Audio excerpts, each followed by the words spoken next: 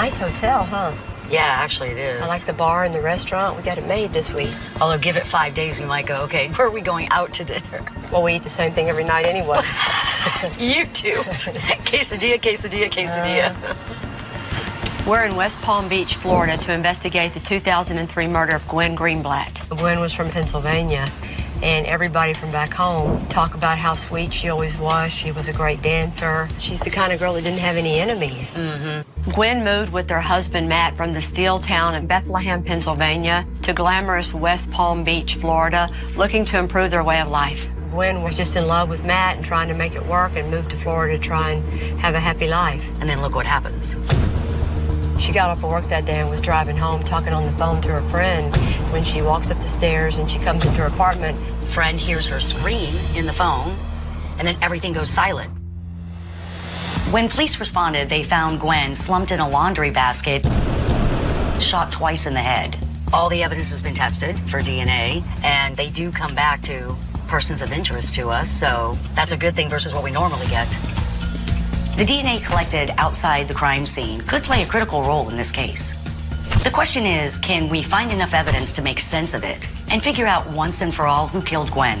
People think that just because you get DNA evidence, that's your case. Well, we got to find some circumstances that tie that DNA back to the scene or the victim or the world at that time. So that's going to be hard for us to do. Well, we'll see what this week brings.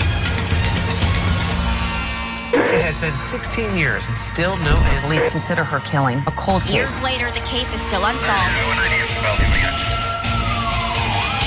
There are so many cold cases out there just waiting to be solved. The crime scene ultimately tells the story of the murder. We want to bring justice to these victims.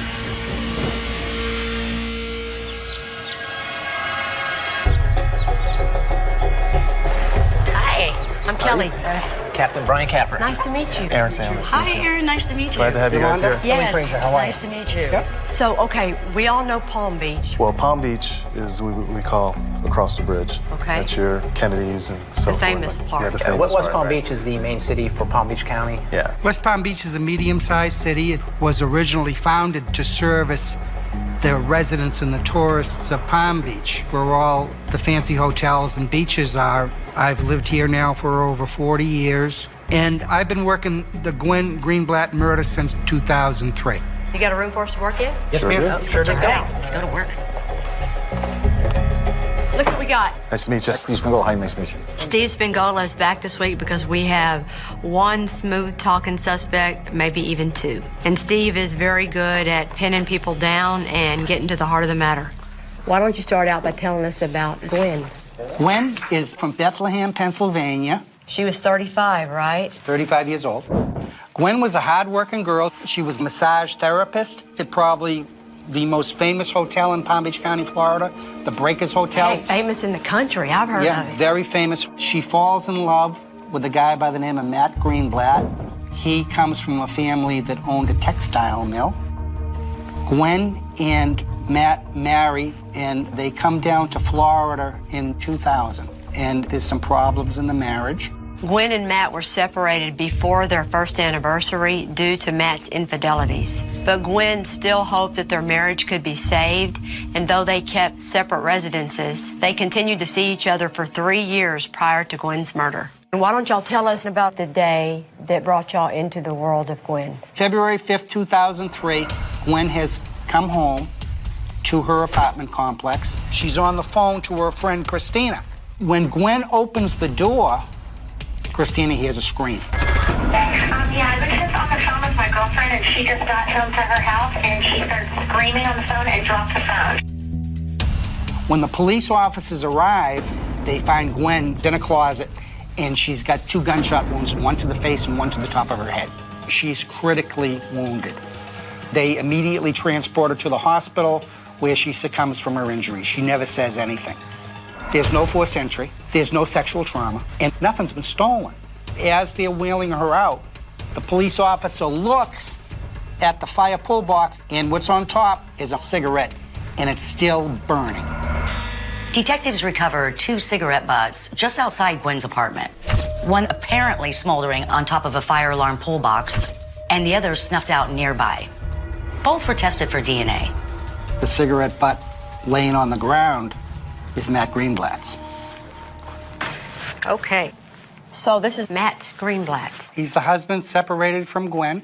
For 3 years. He has no alibi. Matt told the police that he was home alone on his phone and on his computer the afternoon that Gwen was murdered. However, during an hour and 20-minute window right around the time of the murder, computer analysis showed that he was logged off and his cell phone showed no activity. But is that just a coincidence or is it evidence? And what's he doing for a living now? He's a bass fisherman. He's on the pro tour. He's got money. Yeah. He's got women. Yeah. To say that he had a roving eye would be an understatement. Yeah. He had several girlfriends who were strippers, but he was still seeing Gwen. He's very possessive. Very possessive. Controlling. It's pretty clear that Matt and Gwen had a strained relationship, but Matt seemingly had everything that he wanted. He came from a wealthy family. He had a beautiful wife who was madly in love with him, and he had freedom to date other women. This guy does all right. It makes you wonder, why in the world would he want to kill Gwen? What is the tick-tock that finally makes Matt do this if he's our killer? Why now? Matt and Gwen still saw each other pretty often, so it's possible that his snuffed-out cigarette right outside her door is perfectly innocent. But Matt's DNA was only on one of the 2 cigarettes investigators recovered. Circa 2009, we're advised by the Palm Beach County Crime Lab, the murder's now 6 years old, that we have a CODIS hit. And it appears that the CODIS hit belongs to a fellow in the federal prison by the name of Richard Eugene Engel. On a what kind of case? Nothing violent, it's a federal fraud case. Is he still in custody? No, sir, he's been not. released. And he wasn't in custody when our murder happened. You've checked, right? Absolutely. All right, what do you want to put up here first under Richard Engel? The cigarette 3 letters, DNA. Well, that's, I think, the second point. The cigarette is smoldering. Smoldering. And how many feet would you say that is away from Gwen's front door? 8. Do you have any recollection of being there? No. If the girl was killed, like you're saying, and you found the cigarette at the scene, I don't know how my cigarette, if that is mine, would get there to the scene at that time. That's the $1 million question, sir. That's the $1 million question. He said that at the time of the murder, he was not a smoker.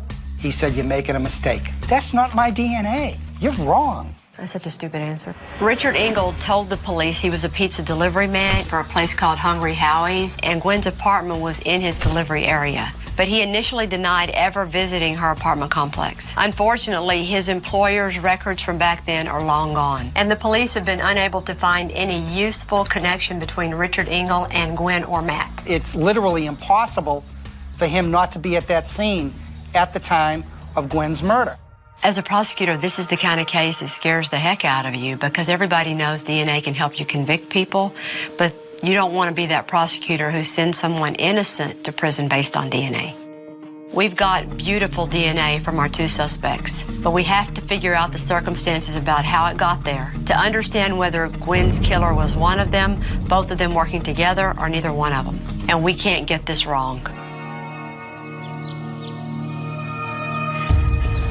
So we're gonna go meet Gwen's 2 brothers. Yeah. Unfortunately, Gwen's mom has passed away, so she'll never know this was opened up again. Hi. I'm Chad. Yolanda, nice to meet you. Thank you for coming. Hi, Chad. I just wish that their mom, Barbara, could have lived long enough to see this day. Our sister was a great kid. She was a dancer. What kind of dancer? She did tap, She did jazz, you name kind of it. everything. Yeah. Lyrical. Yeah, lyrical, yeah, she did everything. Head cheerleader. Our sister, encompassed all the good things in life. Everybody says when she walks into a room, she lit it up with her smile. But I most remember my sister as a little kid. That's when I most think about it, is Gwen looks identical to my daughter. My daughter's super cute. They just look almost identical. To your daughter? Yeah. I mean, every holiday, I just got married, I'm having a baby. It's like, you're always thinking, my sister's not here for this. Our sister's missed in those times. There's 2 brothers left. Our parents are gone, and we are 2 boys who could use the love of a sister that, my brother can't provide that for me, and I can't provide that for my brother. And my brother certainly deserves it, and frankly, so do I. Did you ever have any conversations with Gwen about Matt being abusive or Anything else? Never, only infidelity. And then it was always, I'm going to give it another 6 months and, I'm going to try to work it out. Because she wanted the relationship to succeed, and if it didn't, she didn't want to seem like a failure. She didn't want to come back to Bethlehem with her tail between her legs. You guys didn't like him, so she didn't want to hear the negativity from it all either. Right. I was close with my sister, so I wanted to support their relationship. But, he was a playboy, and we all questioned why they were together.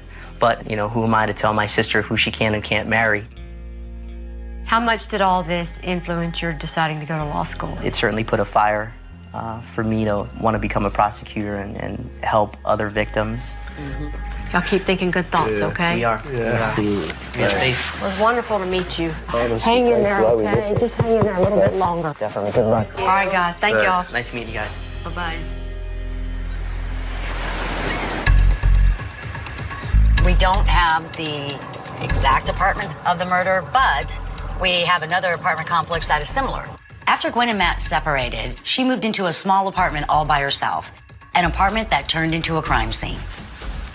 If we're going to figure out who murdered Gwen that day, we need to try to retrace her steps and her killers.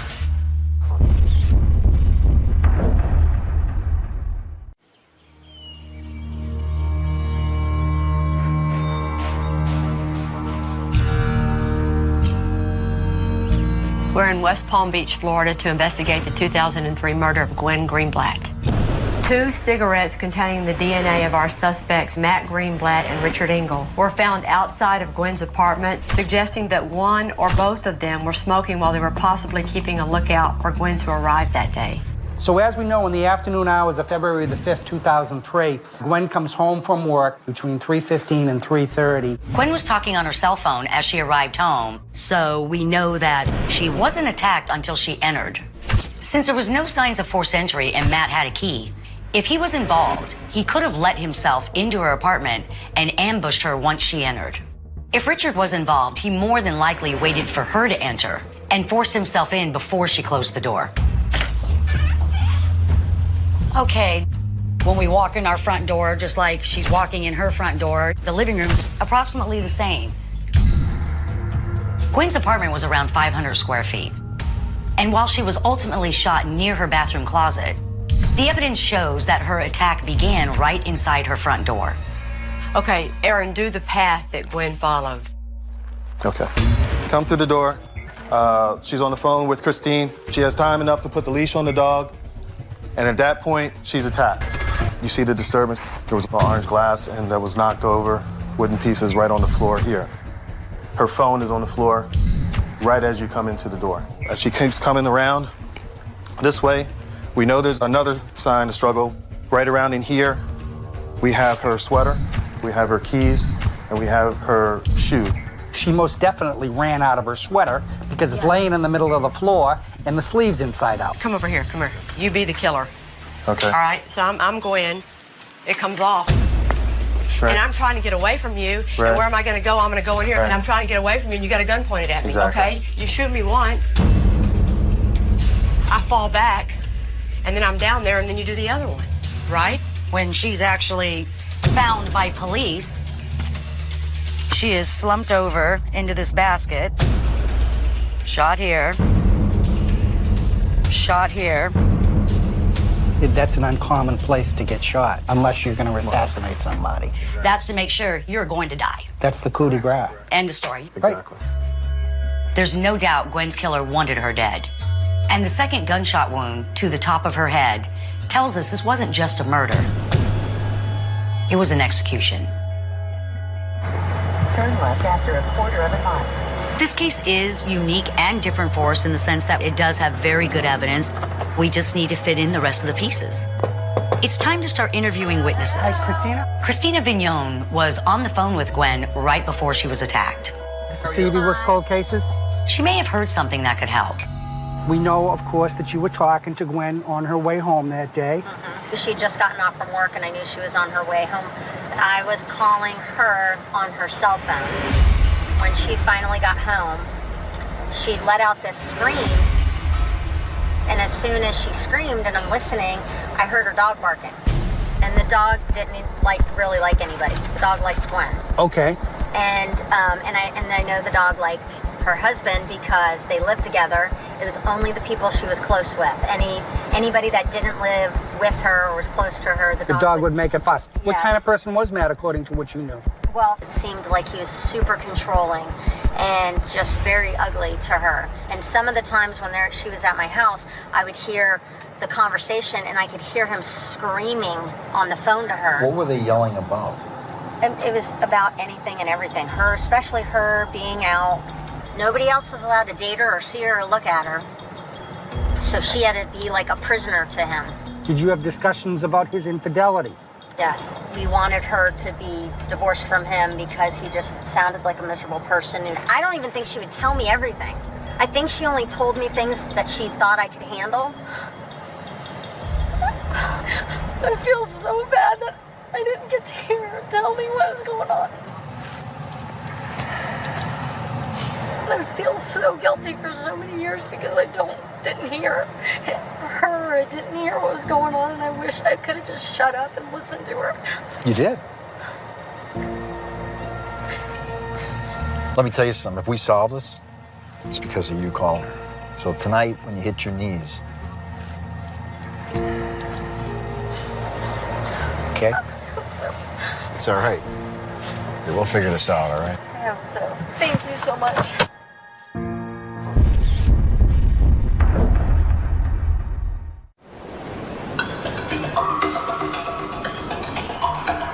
We do not have motive at all for Richard Engel or any connection between the two. Matt might have motive, but was he the one in the apartment that day that shot Gwen? We have two suspects in the 2003 murder of Gwen Greenblatt, both of whom had DNA evidence that turned up near the crime scene.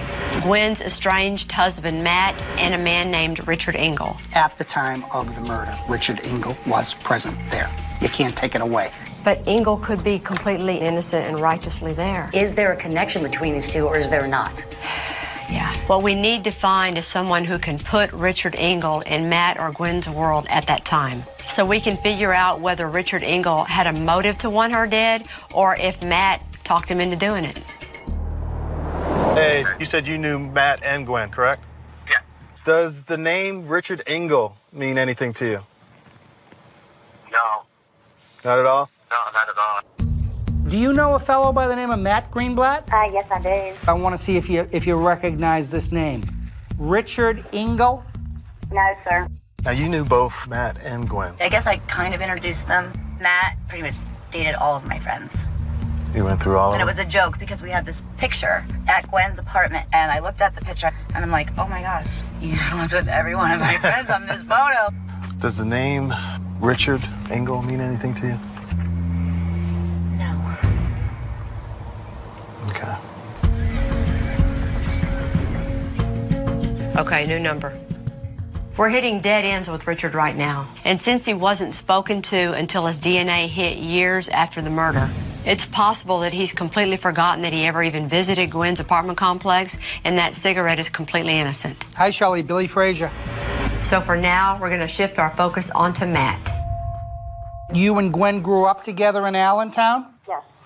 Gwendell and I were best friends growing up, best friends through high school, through college, and then when she started to hang out with Matt, the three of us never hung out. But I just remember that crying and crying and crying phone calls of how he wasn't treating her nicely, and her mom and I were scheming something fierce to get her back home. Did Gwen ever tell you that Matt told her that he would hurt her in any way? Yes. One day, I called her, I spoke with her. What are you doing? And she said, he keeps telling me how much he loves me. He said if I ever tried to leave him, he would kill me. So she didn't say it in a fearful way. She said it almost like a brainwashed person would say, oh my goodness, listen to what he said to me. This is how much he loves me. It's obvious that Gwen was in an emotionally abusive relationship and Matt was in control of it. But nothing we've heard suggests that Gwen was threatening to leave him. And if Gwen wasn't keeping him from sleeping with other women, he was having his cake and eating it too. So why would he feel the need to kill her? Miss Schultz, do you mind if we talk in the car? Carol Scholes worked with Gwen at the Breakers Hotel Spa. We'd get together in our rooms and talk, and she was always afraid of her husband. How was she afraid? In what way? Physically. That Physically? He was gonna hurt her. Do you know if she ever told you that he actually did any of that? No. The only thing was that night at Flanagan's. We were there having a drink and something to eat. She was upset because her husband is forcing her to sign these papers to relinquish all rights to this house they had so he could sell it. She had just found out about it like that day, and she didn't want to do that. Matt wanted to sell the home that he and Gwen lived in before they separated. But it sounds like Gwen was holding out hope that she could save their relationship, and to her that meant saving the house as well. She said, "You don't know what he'll put me through if I don't sign these papers." And she was afraid. I mean, the girl was, I never saw such fear in any woman.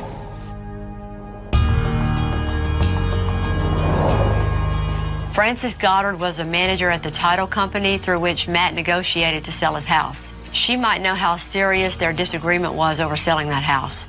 Did you have to get these two people to give you signatures? Yes. If she don't sign, the deal ain't going through. When that was mentioned to Mr. Greenblatt, well, he went off. Really? She has to sign? Yeah. Just like I'm that? entitled. Just like that? The property's in my name. Yeah. Just like that? Well, he wasn't happy. We were the bad guys. She wasn't going to let go, so we knew we had a problem. Why is he in such a hurry to sell that house? But he wasn't in debt that we can find. Gwen's refusal to sign that deed is the very first we've heard of her ever keeping him from something that he wanted. It makes you wonder if after 3 years, his control over her was weakening and how he was going to handle that. She doesn't want to sign. She doesn't want to let go of this home. The whole signature thing never went away up until the day Gwen died.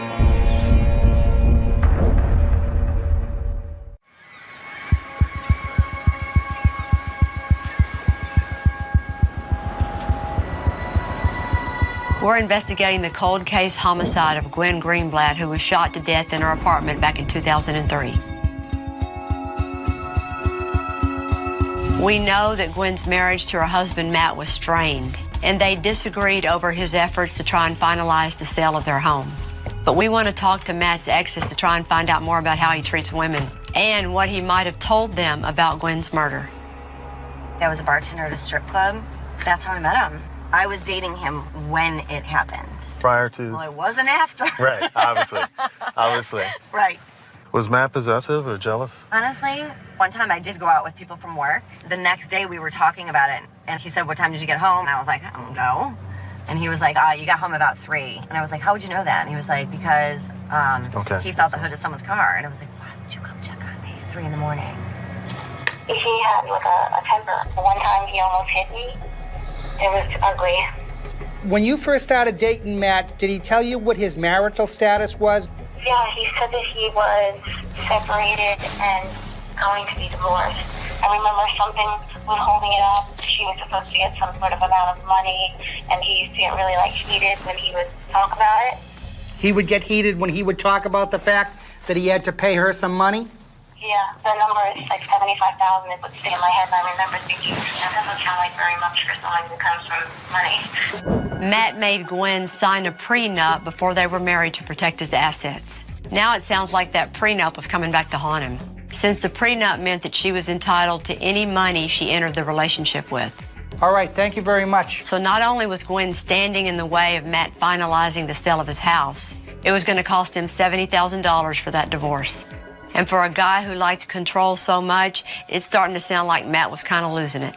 Very interesting that she volunteered the fact that Mr. Greenblatt would get a little upset about that, paying that $70,000. And like she said, with all the money he had, what's that to him? He just didn't want to pay it. It's all about him. We've reviewed the entire case file, bank statements, property records, and asked every single witness we've come into contact with about Richard Engel. But we can't find one single relevant thing connecting him to Gwen or Matt. And while we know his DNA was on a cigarette outside of Gwen's apartment, and he initially denied being there, there is nothing else tying him to this crime. 191 right here. Turn in here. Our last play is to talk to Richard Engel and try and figure out whether or not he's involved in this case. Okay, fellas, come on. Hello. Hello, Mr. Engel. Can I help you? How you doing? Do you remember me? No. Detective Sam. No, I don't remember. I spoke to you about 2 years ago. Still working that case I was telling you about. Okay. And I wanted to ask you some more questions. Not right now. You know, if this would be your family member, we'd be doing the same thing. I understand. I did once already for 2 hours. I know. The only reason we are here to even speak to you is because of the evidence that was there. If I could figure out one way to viably explain why that cigarette came back to you. I feel like I just don't know anything that I can help you with, and if I did, I would, just like that day. Okay. All right. All right, thanks a lot. Appreciate Take it. care, sir. Thanks. He didn't remember Aaron. Interview him in federal prison. How's he going to remember putting a cigarette down years earlier? I would be like, who knows how my cigarette got there? What's your impression of him since you first met him? He's got no real serious crimes. What was he in jail for? Like some type of a fraud or something? Yeah, selling gold bullion or something like that. You know, it may go deeper for him to keep quiet over whatever it was. We have some unanswered questions about Richard Engel, but we cannot put him in Gwen's world. And you cannot prosecute a murder case based simply on a discarded cigarette. If Engel is involved, you got to have more. A lot of times, if there's anybody that a criminal will confess to, it's going to be somebody that they ran with in their past. No worries. So we want to talk to Richard Engel's old co-defendant in his federal mail fraud case and see if Richard Engel ever told him anything.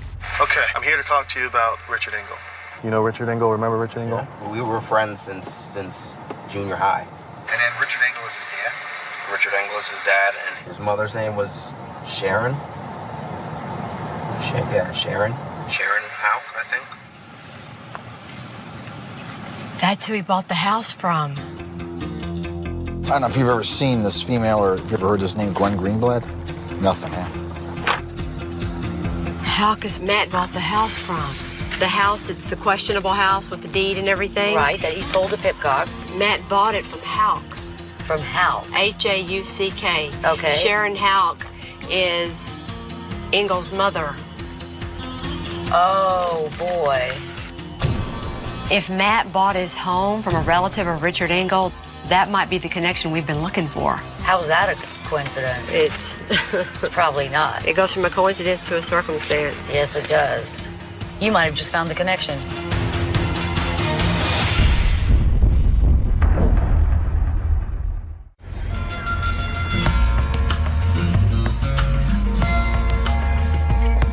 Richard Engel's mother's name is Sharon Houck. Look who Matthew Greenblatt bought the house from. Richard A. Houck and Annette E. Houck. All right, we got to follow it up. Good memory. Our suspect, Matt Greenblatt, bought his house from a lady named Annette Houck. If she's related to our other suspect, Richard Engel, through his mother, Sharon Houck, that might be the connection we've been looking for. And evidence that Richard Engel really was involved in Gwen's murder. Mrs. Houck, I'm a police officer with the state attorney's office in West Palm Beach, Florida. We're conducting a criminal investigation pertaining to a murder. The name of Houck, H-A-U-C-K, has come up in the investigation. Do you know a lady by the name of Sharon Houck? No, I don't. It's probably just a coincidence. That's all it is. I just do not know Sharon. Okay, well, thank you very, very much. Annette said she doesn't know the Hawks, but we need to talk to Richard's mother, Sharon, to be thorough and sure that there's no connection between her family, Annette Houck, or Matt Greenblatt. Do you know Annette Houck, H-A-U-C-K? No. Okay, good. I didn't know. I just got to ask you. And do you know a fellow by the name of Matthew Greenblatt? No. Okay, then that's about all we need, okay? I think we've reached a dead end making any clear connection between Matt and Richard Engel. That lead is dead then, right? I think so, don't you? I do. I certainly do. Okay, so looking at the board. In the beginning of the week, we had all of the issues that we knew go directly to Matt Greenblatt and Richard Engel, and our question was, can we put their two worlds together? We've talked to everybody we can find in Matt's world and asked them, have you ever heard of Richard Engel? And they all to a person said no. I think we beat this thing to death, and there is no way these two guys are in the same universe. I certainly wouldn't be willing to go forward on Richard Engel, would you? No. He delivered pizzas, and he probably went to that complex, smoking a cigarette, set it out, delivered the pizza, meant to grab it on the way back, and just forgot it. I don't think he's connected. You know, he's just a low-lying fruit here. He's not the solution here. He is not. Richard Engel's out of the picture. There's no motive for Richard Engel to really even be involved in this or have done this. We can't find any connection. So it seems like Richard Engel's DNA is there innocently. We're down to one suspect, and that's Matt Greenblatt. We have one last witness, Gwen's friend, Sarah Bergman, who's agreed to meet with us. Hopefully, she's going to have information that can help us. How did you meet Gwen? We met at work at the Breakers. Okay, are you a massage therapist also? I am a licensed massage therapist also. Okay. We were actually in the process of starting a business. Did you become aware that Gwen was having a problem in her marriage? Yes. He would show up randomly at places. She was out with somebody having a drink, and I was just a friend. And he showed up, and so she left. She came home, and he was sitting in her apartment with the lights out. I guess he had a key to the apartment. So he goes where she is, she leaves, and then he beats her home. He was very controlling. It seems like Matt's control issues were much more serious than we imagined. And Matt secretly waiting to surprise Gwen matches the behavior of our killer. This is my opinion, that he was losing control over her. As a matter of fact, the night before we were on the phone, we were working on our business. And Matt kept calling through on the phone. She got more upset and more upset every time she clicked over to him. I said, "Are you okay?" And she said, "No." I told him, "I'm done. I'm over. I'm filing for a divorce." She was going to go to the attorney. She told Matt that? Yeah. She was very upset. She was crying, obviously. This is brand new. Nobody ever told us that Gwen was planning on leaving Matt before.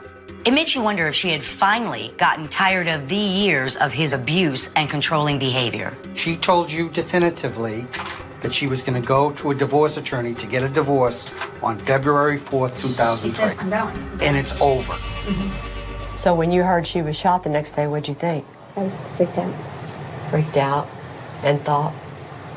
The first thing I thought of was Matt. And I said, "What has he done to her?" Sorry. That's all right. Matt allegedly told Gwen that if she ever tried to leave him, he'd kill her. And now we have a witness who Gwen told she was planning on hiring a divorce lawyer the night before she was murdered. That makes you wonder whether Matt decided to finally make good on his threat. I loved it when she said, "Just the night before I'm done." I told him I'm done with this. Yeah. See, and it's not hearsay. It goes to her state of mind. Her state of mind at that time was, "I'm done," which Matt now realizes.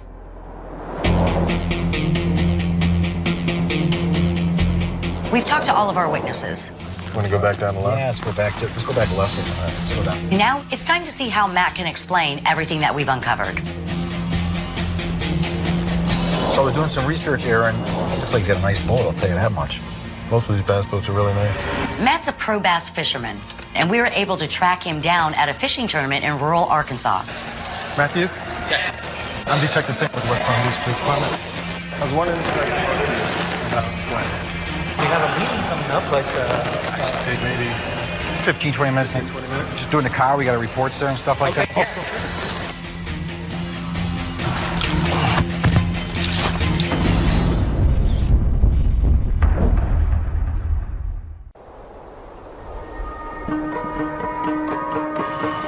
Your relationship with Gwen, how was it with you guys? Good. I mean, personally, we were still intimate. Well, it was never anything bad. I mean, we never fought. You were saying a couple girls.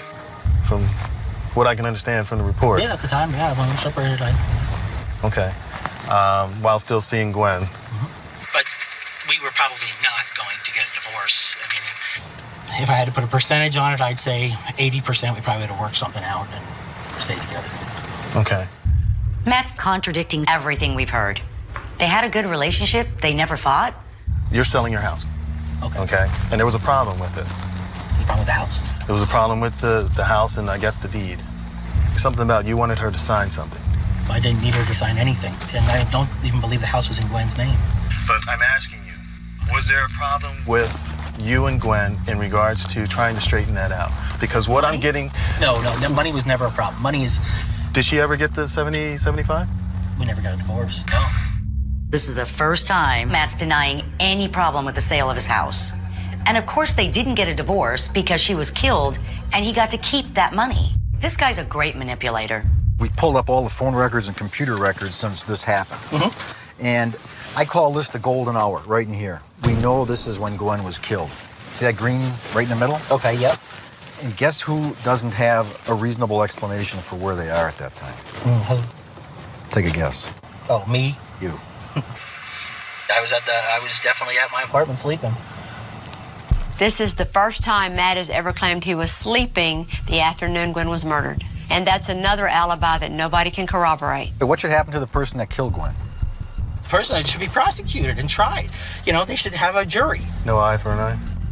That's eye for eye. It's let the system take its course. There's people that look at this case and say the opportunity is there for you to be there, for you to do something to Gwen, because you were angry with her for doing something. No. Okay. Lots of those things are wrong. We never had money problems. And signing the deed thing, I don't even know where that even comes from. A womanizer? Yeah, I was a womanizer. I was a young kid, but I mean, I had nothing to do with this. I appreciate you coming and still trying to find out who did it, you know, but it wasn't me, and I gotta go. Let him go.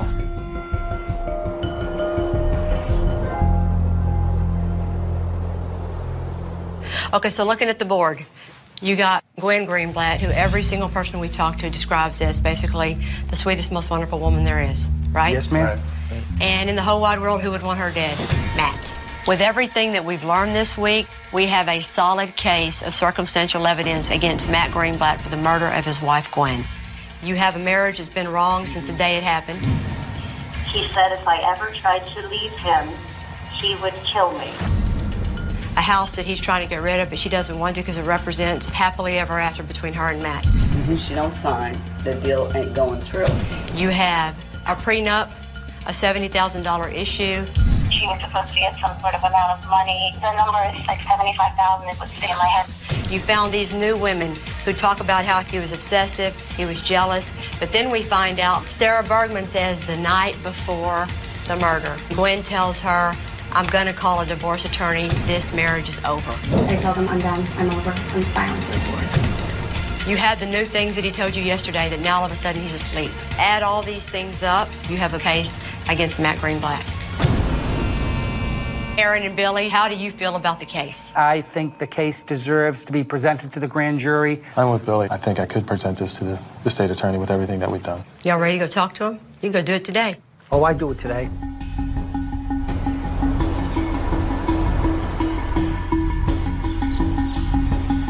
Fortunately, the state's attorney has agreed to come in for a preliminary meeting. You know why the dog wasn't barking? Because the dog recognized, yes. He knows Matt. So we have motive, we have opportunity. And I think it's great that they're revisiting this because obviously this is something that demands justice. But hopefully we can keep moving forward and the walls will be closing in eventually so we can file charges.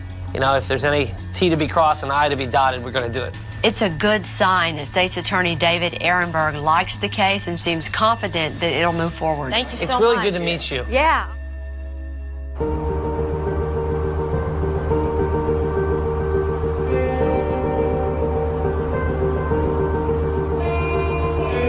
Hello. Hello. Good to see you again. Hi. Good to see you. How are you? Okay. How are you? See you again. It's time to bring Gwen's brothers up to date with the status of the case. The good news is that the investigation time we spent was very, very productive.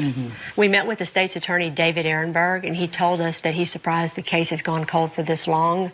The good news is that he's assigned one of his best prosecutors to work on it, and our hope is it'll move forward. That's great news. We're super appreciative of everything you guys have done, and hopefully one day soon we'll get justice.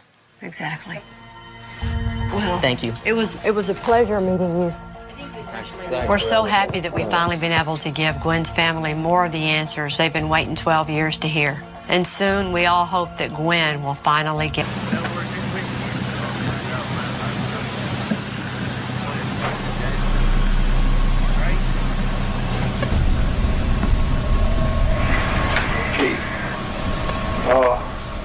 Seeing where your father has been shot. Was his wife your mother? Your stepmother? Both of them have been shot. We're at the house now. We're still trying to determine what happened.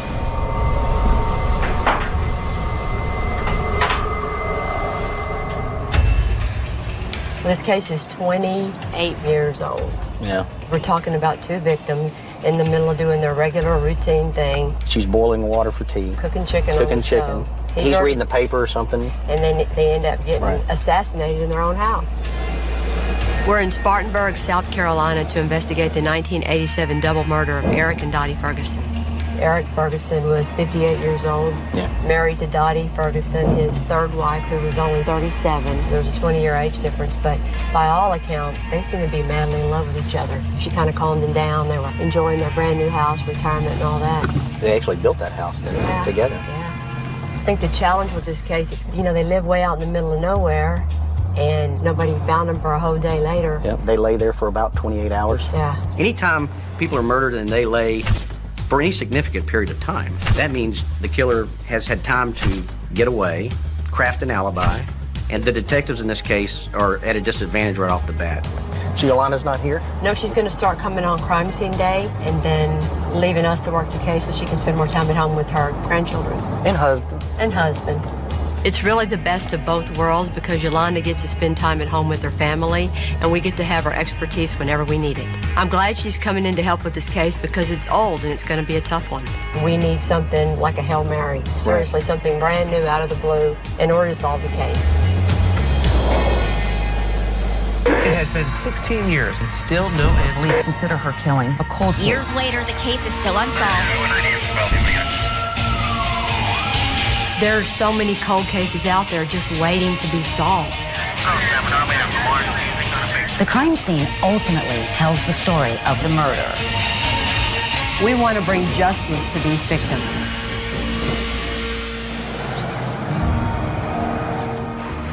Hi, guys. Hey, Kelly. How are you?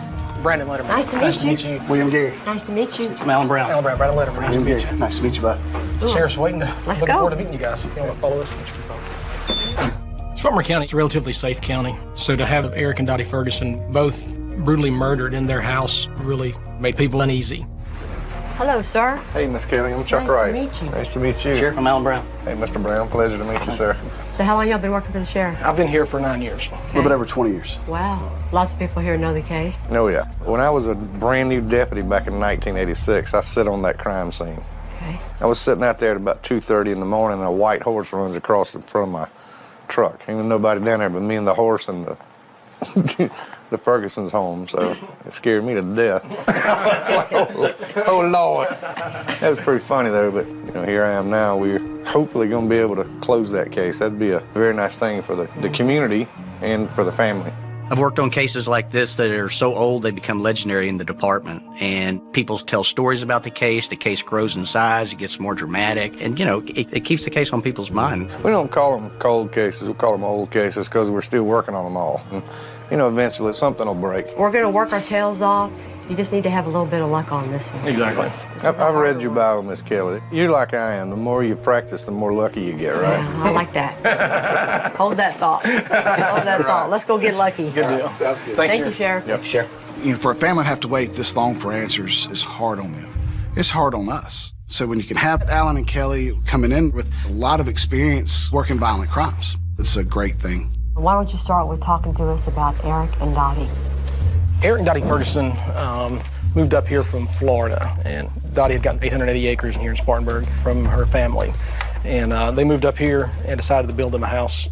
Dottie was a teacher from Florida who met Eric while they were both substitute teaching one day and fell in love with him. And they were kind of living the happily ever after life on their brand new farm. How did y'all first become aware that this crime happened? On March the 1st, 1987, a friend of Dottie and Eric Ferguson's was coming to the house to drop off an item for Eric Ferguson.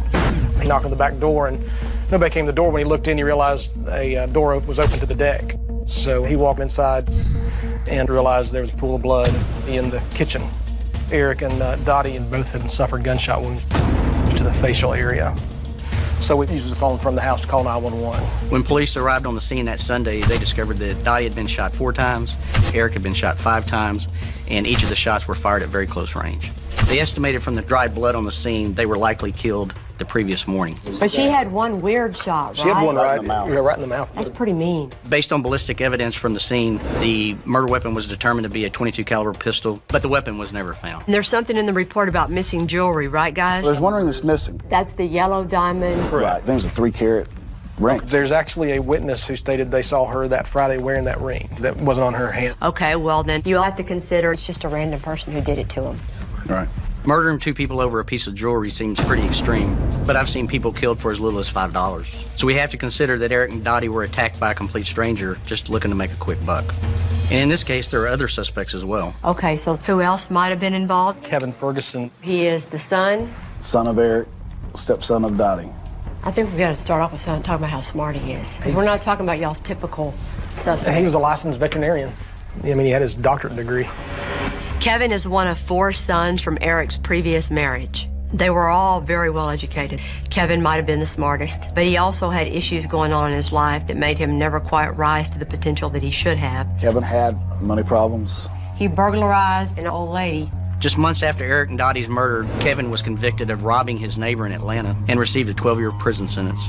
There's also the simple fact the trailer and the land issue. Kevin was financially unstable. At the same time, he was living with his girlfriend out on Eric and Dottie's property. When Kevin and Donnie first put that trailer out there on the property, Eric told them, if you put a house out there and you do the improvements, I'll give you the land. Right.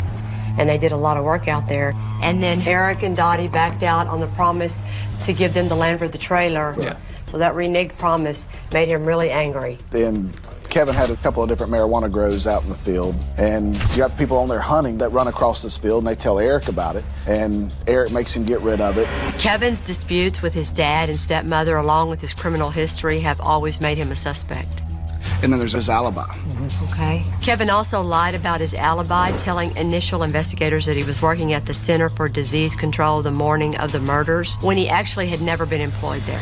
But Kevin is not the only suspect in these murders. When Kevin Ferguson went to prison for burglarizing, he had a cellmate who leads you to Jimmy Wood.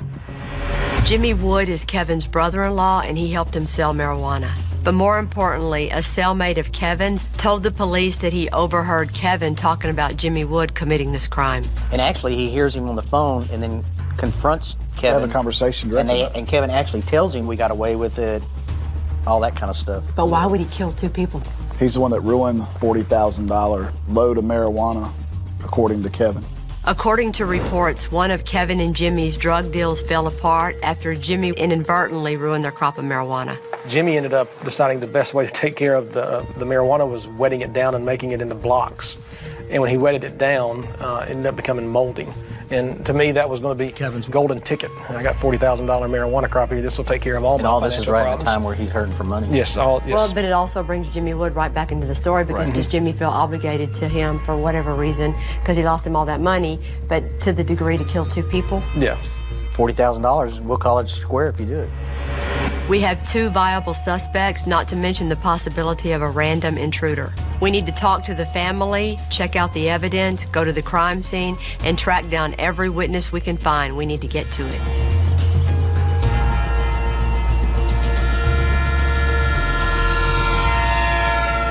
We're gonna go see Ann. Yeah. Dottie's sister. Dottie's sister. And she's very excited and wants this solved to bring closure to the family. Working in homicide, you see the anguish and the pain that the family goes through after the loss of a loved one. And Dottie and Eric don't have a voice right now, but we're hoping after it's all said and done that we can give family the answers that they need.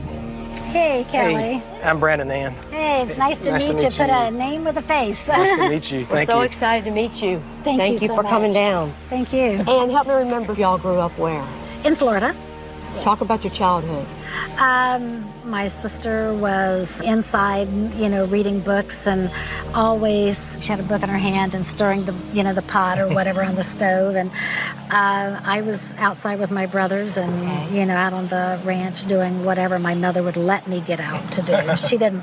She thought I had to be the prim and proper little girl like my sister was. Yeah. Didn't work out, huh? No, it didn't. It did not work out at all. I remember reading that Dottie met Eric because they were both teaching at the same school. Right. It seems like she did find happiness with him. I think so, too. I think so. Yeah. So when Dottie's murdered, she's 37. Yes. You're probably in your early 30s. I was just a year younger. Older sister gets murdered. Yes. How did that affect you? What did you lose because of all this happening to you? A very good friend. It's, you have time, but time doesn't heal anything. It just helps you to deal with your grief, but it never goes away. So it's been pretty tough. Add that to not knowing who did it. True. But the Christian in me knows that whoever committed the murders, if he doesn't answer for his, crime here, he will eventually when he meets his maker. So you have to hold on to that thought, Yes. It was very nice to meet you. Nice to meet you, too. Thank you so much. I can't imagine what it would be like to lose your sister, who is your best friend, and go for 28 years missing her and wanting to know what happened, and I don't know how you do it.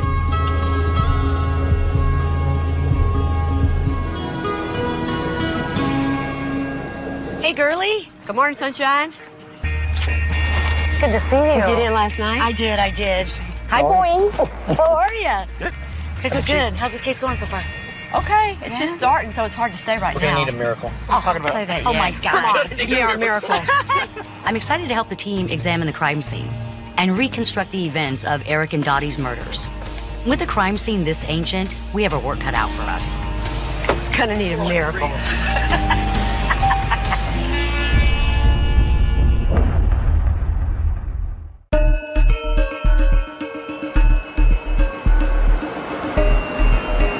Where the house was, a group of doctors here in town bought it and turned it into a hunting area. And they tore down the house, but the foundation where the basement was is still there, so you'll have that to play with today. Okay. We're headed out to the crime scene of the 1987 double murder of Eric and Dottie Ferguson. Wow, so you take this dirt road off the main road just to get to this road, to the actual property. I read in the case file that Eric and Dottie lived on 880 acres, and their house was hundreds of yards from the main road. But seeing how remote this area is for myself is making it sink in just how easy it would be to kill Eric and Dottie and get away with it. It's a long way off the road. There could literally be no one around for miles. Last time you were here 28 years ago, Carol? That's correct. Carol Emery was one of the first responders to the scene back in '87. Wow, it seems so weird just to have the foundation, some of the bricks, and the fireplace. The house is no longer standing, but we can better visualize the home's original layout and understand how the crime occurred with Carol's help. The front door would be somewhere about where the second row of piers are. The kitchen would be in here, your L shape, and this way goes into the living room den area, right? Correct. Eric and Dottie's bodies were found in the kitchen, where they appeared to have been cooking right before they were killed. You don't have a disturbance anywhere in this home. No, ma'am. No struggle, no forced entry. It makes you think random killer? No, because no one could even see that house. Or know it's there. With no signs of forced entry, Eric and Dottie most likely let their killer inside, suggesting our suspect wasn't a stranger. Add that to how secluded the house is and the lack of ransacking, and it seems clear this was no random intruder. Dottie's ring may have been stolen, but it was by someone she knew. Jewelry's hard to track. You can sell it, you can pawn it. Easy to cash in on. But it's hard for you to identify, well, that's my ring. That leaves two suspects. But since Kevin was Eric's son, and Jimmy was related to Eric through marriage, it's possible either of them would have been welcomed by Eric and Dottie into their home. Carol, when you arrived on that day, what'd you find? I walked through the front door. That's when I noticed the head of a male lying on the floor in the kitchen with a large pool of blood. The second victim, a female, who was laying up against the counter here on this side. Part of her body was touching his and kind of fell on top of him a little bit. Fell on top of him. So that kind of tells us he went down first by the position that she's actually leaning up on him. Okay, so you be Eric and Carol and Yolanda, y'all walk us through how you think Eric goes down. The shooter walks up, goes bang, bang, bang. Eric goes down. Dottie turns. She gets shot right here. Bang, bang. And then you literally just slide, Kelly. Just slide? Yeah. Right by him. Mm-hmm. Now you have two more shots. The bullet comes out and you still got some of that powder that's burning. There's not a lot of it. It's a .22, it's not a .45. The farther you are away, the less you're going to have of that, and she does have it. Right so in here. it's pretty damn close. Okay. And then Eric gets 2 in the back of the head. Bang, bang. 2 more times. 2 more times. And that equals 9. Yes. The murders happened quickly. 9 shots in just seconds. Eric and Dottie didn't have time to react, defend themselves, or even try to run away. Okay, so still talking about the house and the crime scene. What else? We found several beer cans that were on top of the trash. The beer cans came back with Kevin's fingerprint on them. Kevin admitted to visiting Dottie and Eric on February 21st, a week before the murders. So he does have a reasonable explanation for his fingerprints being on the beer cans. I can't believe the trash would be there for a week in that kitchen. Well, we've got a Hardee's bag that was in the trash with him, and we got a receipt from Hardee's from the 26th of February. And if you look at the pictures, to me, the beer can gets put in after the Hardee's bag gets put in. If the last time Kevin was there was on the 21st, why would his beer cans be on top of a bag containing a receipt from 5 days later?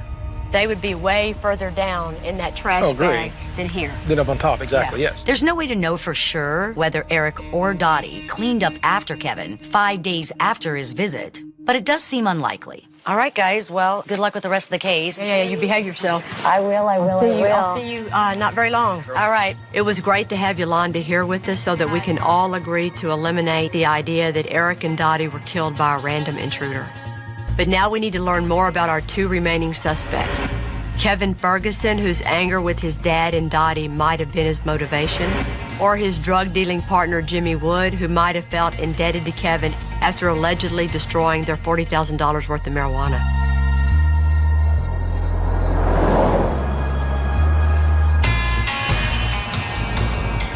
Your driving is so nice, it's putting me to sleep. It's time to talk to witnesses, starting with the lady who dated Kevin for several years before the murders. Let's sit in the car, if you don't mind. No. Donna Lucas lived with Kevin in his trailer on Eric and Dottie's property. Hopefully, she can help shed some light on his relationship with his parents, especially after they reneged on giving him a piece of their land. Dot and Eric had kind of said when we moved up there that they were kind of going to deed that like 10 acres to us or something up where our trailer was. But then somebody came up there that used to work on Dot's ranch down here, and they just totally bulldozed this part of the woods. And from that moment on, Kevin had no more anything for either Dot or Eric. I mean, he just like totally hated him. You know, because he thought that he'd been betrayed. He thought, you promised us this, and now, you know, you're moving people in on top of us. And he hated his dad. He really, really hated his dad. Okay. And he just began to see Dottie as an extension of his dad. He no longer saw her as a person. We knew that Eric and Dottie reneged on that promise to give Kevin the 10 acres of land around that trailer.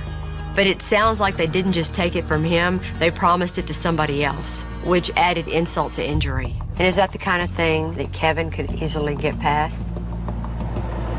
Kevin had a long memory. You've heard that.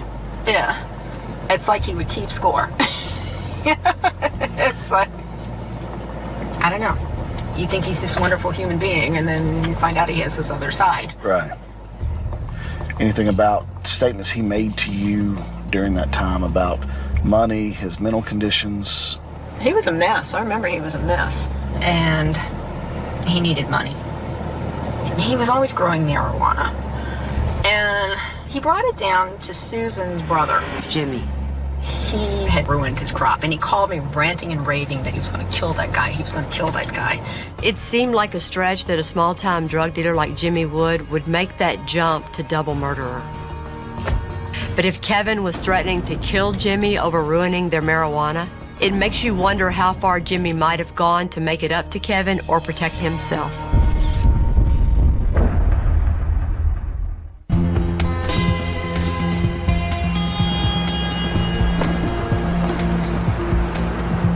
One of our suspects in the double murder of Eric and Dottie Ferguson is Jimmy Wood, and we need to talk to the man who put him on our suspect board to begin with. Hello? Hey, Michael, this is Brandon Letterman, Sheriff's Office in Spartanburg. Michael Hopper was a former cellmate of Kevin's, and he claims that he overheard Kevin talking on the phone saying that Jimmy was involved in these murders. In your statement that you wrote, you said you overheard phone conversations. Yeah, I was in the cell like I said I was. I was next to that phone. Yeah, Kevin and I, talked a lot, and I could hear him on the phone a lot. I wasn't really, sitting over there with a pen and paper trying to write it down, do a case on him and nothing. But yeah, I did hear things. This information that you wrote in your statement, is that information he told you from him, or is that stuff that you heard over the phone? I heard over the phones, and then I talked to him. Let me ask you this. What is in this statement that you hand wrote? This is the truth, right? Yeah. Okay. Anything else you can think of right now? Well, not at the moment. I'm trying to help you as best I can, but like I said, I ain't going to make up nothing or daydream nothing. Michael confirmed his original statement that he overheard Kevin implicating Jimmy Wood. But it's been so long, he had no new information to add. Okay. All right. Well, I appreciate your time. Thank you for talking to us, Mr. Hopper. All right, buddy. All right. Bye. It's kind of frustrating because, other than Kevin, Michael's the only other person that seems to know anything about Jimmy possibly being involved in these murders.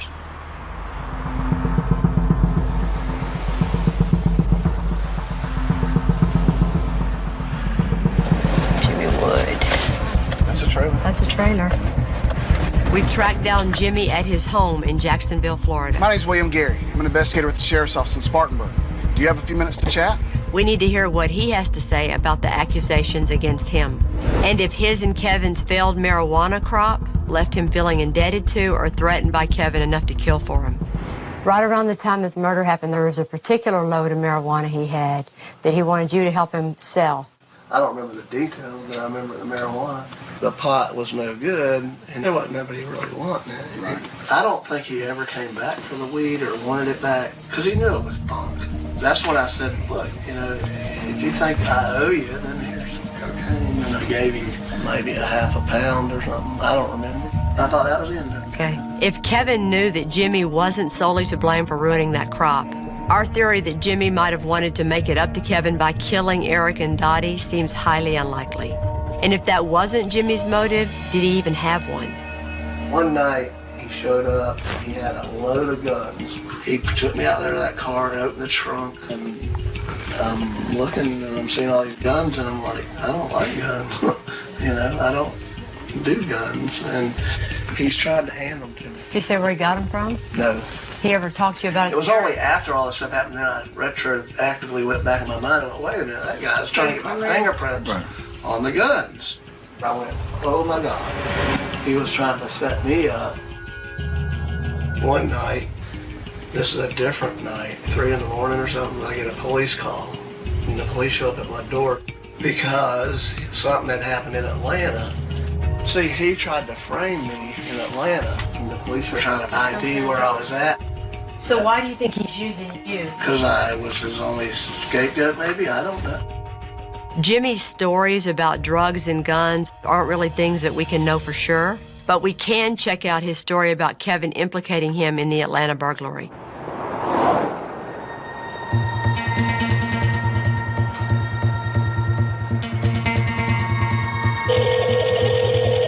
Hello, is this Mr. Dillon? Yes. Rick Dillon was a detective on Kevin's Atlanta robbery case. Y'all were focusing on Kevin Ferguson down there for, it was a burglary on an elderly female, is that correct? That's correct. We need to figure out if Kevin really did try to pin that stolen jewelry on Jimmy, or if Jimmy is just trying to deflect attention back on Kevin. You remember Kevin Ferguson? He apparently justified having the jewelry from this guy, Jimmy, that owed him money. What did Jimmy have to do with anything? I think Jimmy was the smokescreen he was putting up to us to justify having the jewelry, because he admitted to having jewelry. Yeah, but he said he got it from Jimmy, right? That's correct, but nobody believed that was the case. The identifying details in Dillon's report make it clear that the Jimmy Kevin tried to blame the robbery on is Jimmy Wood. So it sounds like he was telling the truth about Kevin trying to frame him. And we think Jimmy Wood's going to be his scapegoat on everything. Like he tried to play him off with you, he's going to try to play him off with our case too. Yeah, he's got that story down pretty good. Yeah. Kevin was convicted and served 12 years as the sole perpetrator of that Atlanta robbery. And what we're thinking now is if Kevin was willing to blame Jimmy for a robbery Jimmy had nothing to do with, maybe he did the same thing with Eric and Dottie's murder. Everything's on Jimmy.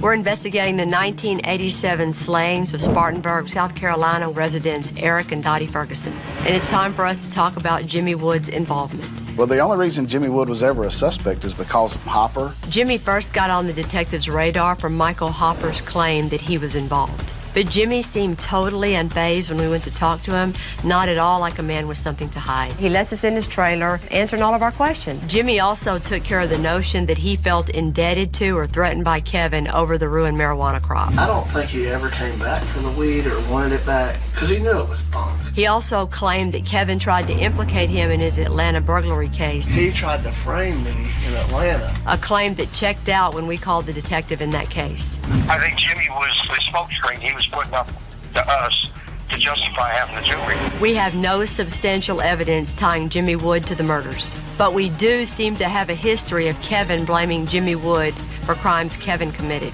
which makes you wonder if Kevin was conniving enough to have used Michael Hopper to do the same thing in this case. You got to figure maybe in January of '88, if Kevin thinks that far ahead, he says these things to Michael Hopper, who he knows is going to talk to the police and make Jimmy Wood now a suspect, to deflect the investigation away from him and get it off of his back. So with all that now being known to all of us, what do y'all want to do with Jimmy Wood on our suspect board? I think he's gone. Mark him off. All right.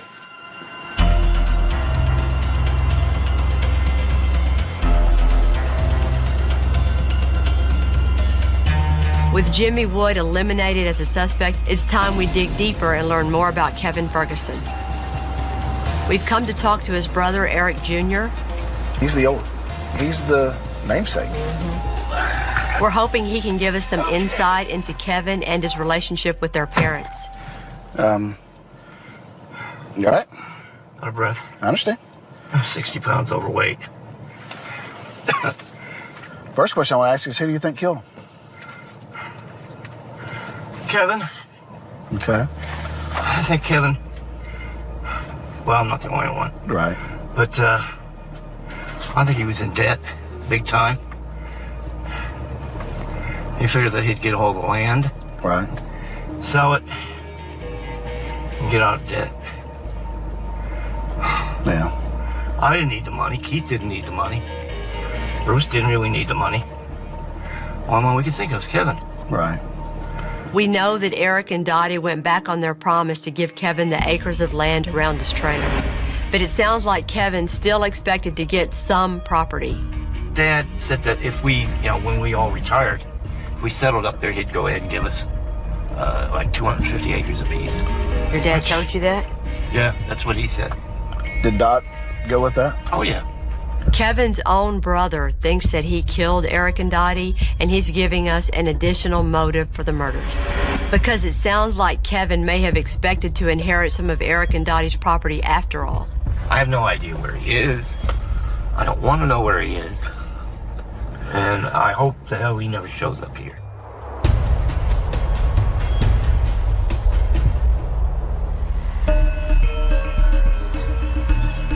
Keith Ferguson is another one of Kevin's brothers, and he was the executor of Eric and Dottie's estate. Might be it there. He should be able to tell us about the family's plans for Eric and Dottie's property and Kevin's expectations about their land. So he was abusing drugs, and, he was just a mess. I guess he was under a lot of pressure for money at that point. He said, I'm just chronically broke. Right. And he thought, my dad should have gave him more money, but my dad didn't have anything. He always had a thing against my dad for some reason. He told me he had this plan that he wanted to boycott him. And he said, none of us will visit him until he gives me some property. He must have approached Eric and Dot and asked him, and they must have turned him down.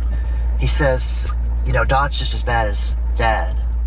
When I first got there after the murder, the first thing he asked me was do you have the will? He thought he was going to get, a couple 100 acres out of the deal. But Dot didn't have a will. And then as it turned out, the deed was in Dot's name, and they never got it changed. So everything reverted back to her family. Well, it didn't really bother me, but of course it bothered him, and he's the one to say, we got to take this to court then, we got to fight this. What did Kevin want you to fight in court exactly? To try to say that Dot had a will, and so we took it to court. And then I remember the judge said, we can't really go by, what you said, that she had it.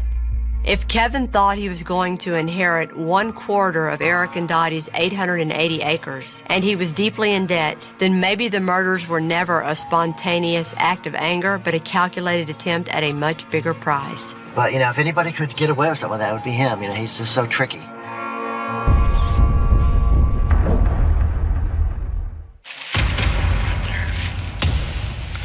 It's this church on the left.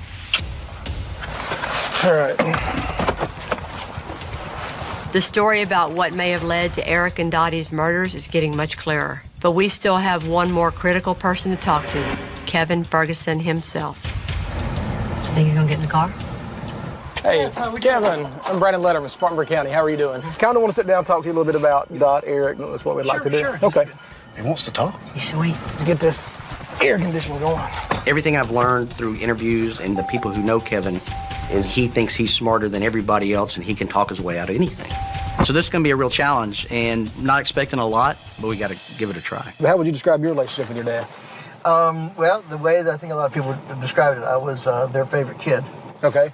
And why were you their favorite kid? Everybody's got a favorite kid or anything. Yeah, but I'm not too sure. I really, everybody said I looked like Dad. Maybe there was a certain amount of thing there too. But Dad was a jokester. I want to move forward just a little bit to actually the day of the murder. Okay. Looking through the previous statement, you were working at the CDC that morning. You went to a bank with Teresa, and then you went to lunch and dinner with Teresa's mother, Hazel. Is that correct? Yeah. Okay. You never really worked for the CDC, did you? I just consultant work for them. I was not formally. I was not part of their structured employment. It was determined that you had never been employed or never gotten paid by the CDC. At the time, I was not formally employed for them, but yeah, I had done some work for them. You tell the police you're at CDC, and my question is, as a detective, my question is, why would you lie about where you were on the day your parents are murdered? Super good question. Okay. That morning, I was at McDonald's down the road, kind of weighing out what I had financially, where I could go. I was making some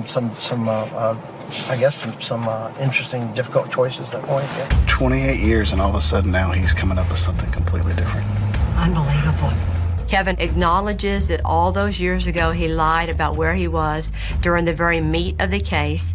I'm thinking, no way, no way. You know what? This doesn't happen, not in the real world. Smart suspects don't mess up on their alibi.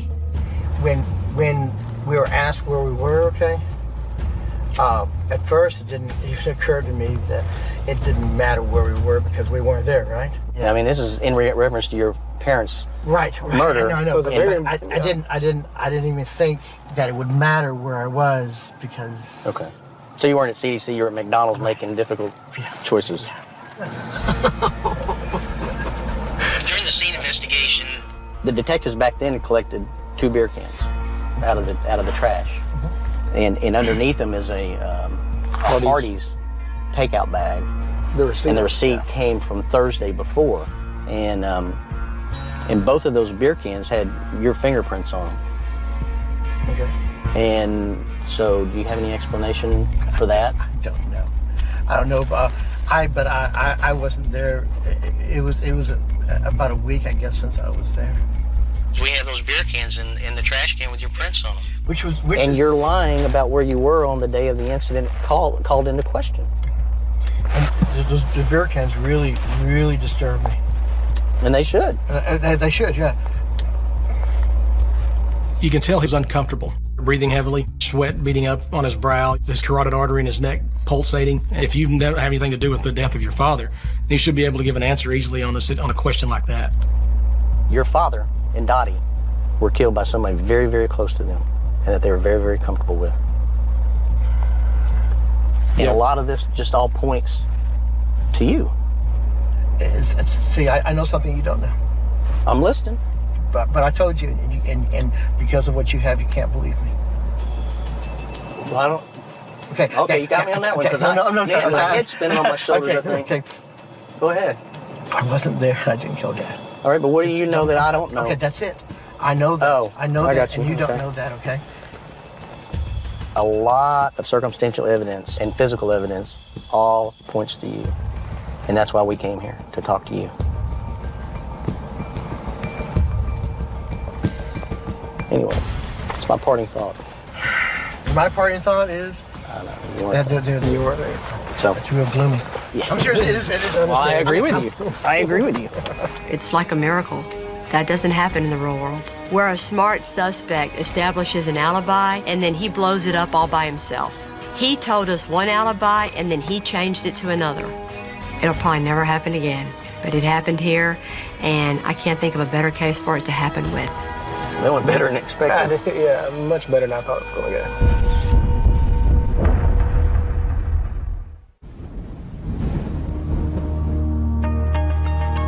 All right, let's talk about what we've learned about this week. When we first started working on Eric and Dottie Ferguson's homicide case, I wasn't sure we were going to be able to solve it.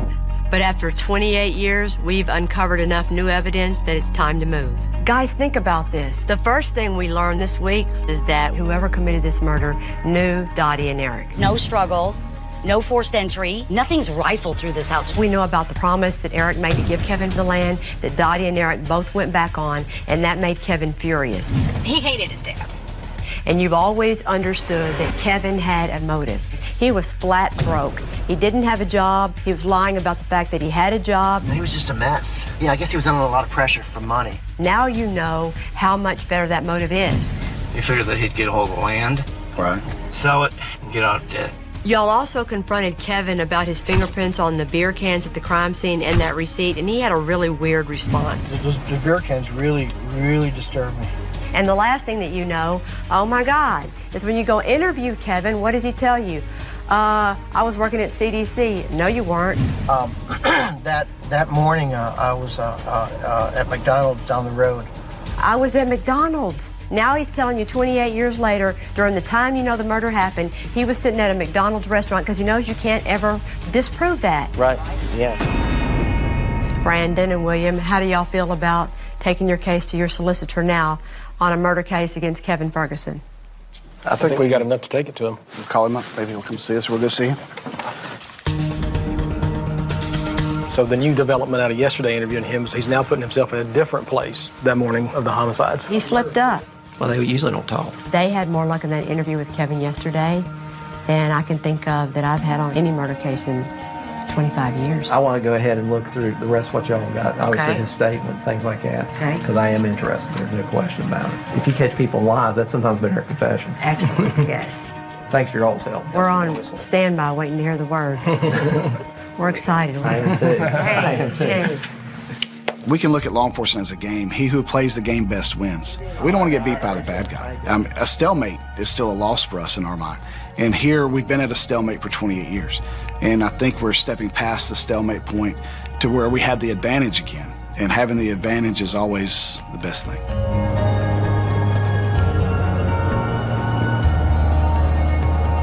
What did we tell Ann when we left her the other day? Not to worry about this, not to think about all this. Because that's kind of hard to do if you've been waiting to hear something for 28 years, huh? 28 years is a long time. To be able to tell Ann that solicitor Barry Barnett is excited about this case and how much further the case has moved. Hello. Hey. Good to see you. And that we all believe that they will get there one day soon. It's a wonderful feeling. We met with our solicitor this morning, and he's excited about what we've done. Okay. He wants to go over everything, make sure we didn't miss anything. If there's some loose ends, we got to tie it. But he's optimistic about the case. Good. Like any lawyer, he wants to look at it to himself. Right. I get the feeling that he's going to be calling Brandon a lot in the next couple of days. But it was a very good meeting, and we all believe that this is going to move forward. Fantastic.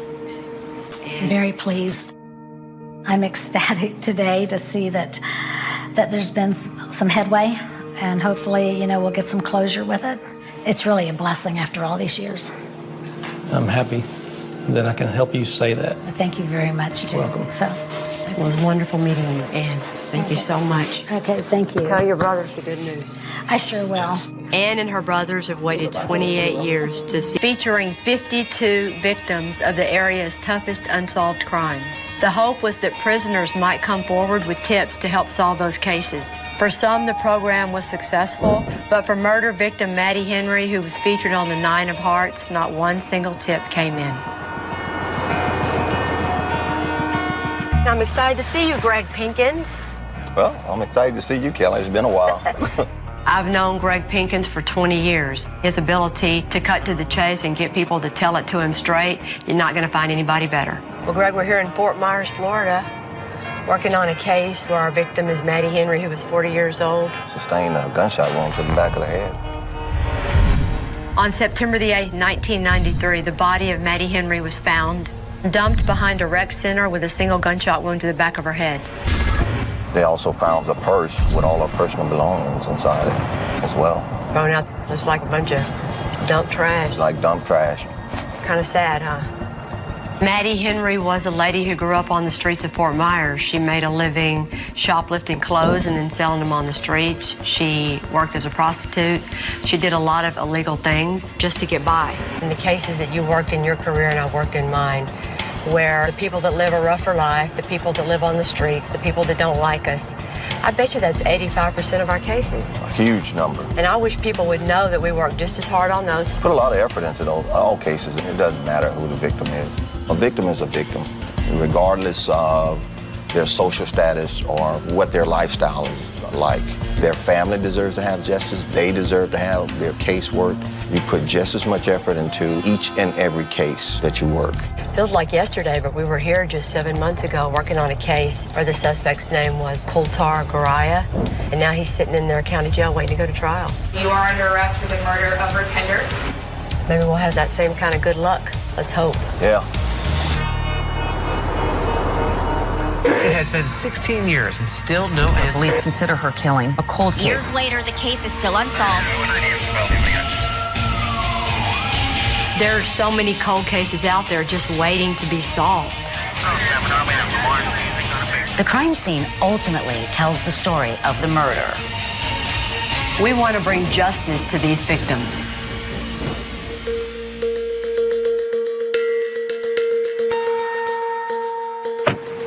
Got your stuff all marked and highlighted and ready to go? Most of it. Thank you. Good to see you again. Nice to see you again. Give me a hug, Nut. Glad to be back. Hey, I'm Brian. Great. How you doing? This is Al Antonini. Pleasure to meet you. Hey, I'm Kelly. Nice to meet you. Pleasure to meet you. So you drafted him, huh? Yes, Al's ready to go. He's an excellent detective, a lot of experience both here and in Cleveland. And we're ready to get started on this, ready for something good. All right, let's go. Okay. It's great to have Kelly back. We first met back in November of last year with the Rupinder Garaya case. First experience was wonderful. And we're hoping that Kelly and Greg are going to help solve this Maddie Henry case. Al, you want to run the case down to us? Sure. Well, this is all about Maddie Henry. She was 40 years old, right, guys? Yes.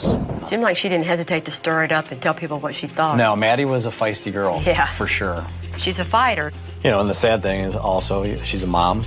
You know, she's got family that obviously cared about her, even though her lifestyle wasn't the greatest. Maddie's just one of those people that you just really felt for her. It just seemed like she just loved to live life. She did live it on the edge a little bit, but she didn't deserve what happened to her. On September 8th, 1993, law enforcement responded to the Highland Park Rec Center at about 12:30 in the afternoon. Where she was staying the night before her body was discovered, based on phone records showing that she made calls from the room. The fact that she wasn't fully dressed and the sheets found on her body appeared consistent with commercial usage, just like the ones motels use. All right, we all want to start putting everything on the board? Yeah, sounds like a good idea. You want to start with Jerry Nash first? Yeah. Why is he in our story? Because Maddie used to buy drugs from him. Did they date, have sex, or they have that relationship too, or we think it's just dealer? No, pretty much just dealer. There had been some talk of them being in a fight over Maddie ripping him off. Not just an argument, it's a fight, right? Physical fight. It's a physical fight. Can you remember when that was? It was a couple days prior. There were several people that investigators talked to back then that said that Jerry Nash and Maddie Henry had gotten into some type of altercation because of this stolen money and or drugs. The guy, Jerry Nash, they had the altercation. He cornered her up like he was going to jump on her. I heard that people's going around saying that me and Maddie supposed to have to took somebody drug money and that Jerry Nash had a hit on her and had a hit on me. Jerry was supposedly looking for Maddie on that night. Do we know why? Pretty sure it revolves around the drug angle. Does he have a criminal history? It's pretty much all dope. And he's in prison now? He's in prison for a 30-year sentence. He's a tough guy. Yep. Okay, so we're going to put up Angelo Ruth. Okay, what do y'all want to start with? Known relationship with Maddie because they have a child together, Angela. He also has an alibi that's shaky. He said he went to Juanita's house and went to bed. What's her name, girlfriend? Juanita Henry. She went to sleep at 9:30, and she cannot account for his whereabouts after that. Okay. He told 3 different stories about that hotel room. Version 1 of the motel story was nothing, said nothing. Correct. During the initial investigation, the police discovered that the motel room Maddie was staying in that night was registered under Angelo Ruth's name. But Angelo Ruth, in his initial statement, never mentions the Poinsettia Motel. When confronted with the fact that they know he was there, he said that he rented a room for a prostitute. Okay, and wasn't there one more version? In the deposition, approximately 5 years after her murder, he said that he did have sex with Maddie in that hotel room. Wasn't there a drink or something? Maddie, 2 years earlier in 1991. Okay. Because of Angela, their daughter. Life insurance policy for how much? It was for 50 grand, but in this particular situation, it's supposed to double to 100. For the double indemnity, he did receive a payout in 1999. This was 6 years after Maddie's death. It's rare to have a life insurance policy involved in a street case like this. But Angelo is a savvy businessman who owns a sandwich shop, and he's the primary caregiver for their 3-year-old daughter. So it's not surprising that he might have taken out the policy to make sure she was taken care of. But it does make you wonder if that's the motive in this case. Her and Jerry Nash center more around the drug issue, okay. Whereas Angelo and her center more around the relationship issue. And the financial motive issue. We need to figure out, was the motive here based on drugs or life on the streets, or did it have to do with that life insurance policy? That could be crucial in determining whether or not one of our 2 suspects is involved in Maddie's murder. So we're gonna go see Rhonda now, Maddie's daughter. It'd be nice to talk with her a little bit. See if she's as feisty as her mom. Yeah. We're gonna go meet Rhonda Henry, Maddie's daughter that she had in a relationship before she met Angelo. Mind if we come in? Sure, come on Okay, in. great. Thank you so much. Rhonda was only 22 years old at the time of the murder, and she has been the strongest voice in trying to find out who did this to her mom. Tell us about her. She had a way with words and very outspoken. She had a lot of friends. What do you miss about her the most? Talking smack. That last day, that last night, what all do you remember? My son was, I think he was like 1. And I don't know, the last night she was like, she didn't raise me, but she wanted the opportunity to help me raise her grandson. And so I told her, yeah. And that was like our last conversation. She was actually trying to clean her life up. Could you think of anybody at the time who might have done it to her? You know, my mom had a way with words, but she didn't have enemies. She kept me away from a lot of her friends, put it like that. When's the last time you saw Angelo? Probably 2 days ago. When you see him, what do you think? When I see him, I don't just hate him because I don't know. A lot of the murders here, they go unsolved because everybody always running their mouths saying what they think and not what they know. And then, too, they don't talk when they need to talk. Knowing that this person supposedly took my mom from me and they still like walking around in the same streets as me. Just walking around, and it's bad. It's pretty bad. I know it's taken time, but we're trying as hard as we can to get closure for you and your family. It's been so many years now, it's like, I don't know, like, what's the truth? You know, I want the truth. We're vested in this, and we want to give you the news that you've been waiting for 22 long years. Yeah. We get another shot, you know. So we would tell you to be patient a little bit longer. The police department today is trying to do everything that they can, so you hold on to that, okay? I have no choice. I have no choice.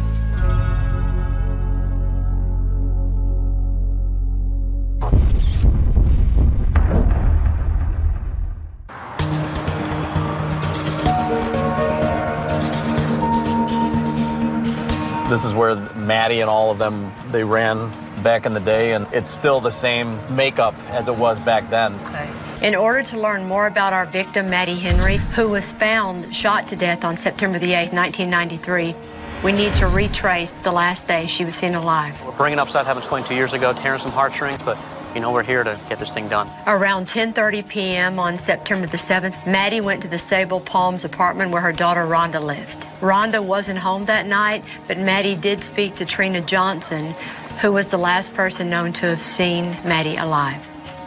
What do you remember about Maddie? I've been knowing Maddie for a long time. Me and Rhonda grew up together ever since the 1st grade. You knew Maddie since the 1st grade? Yes. What do you remember about that last time, Trina?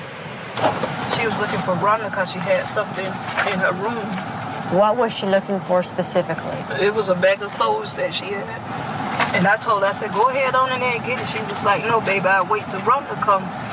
So when she got ready to leave,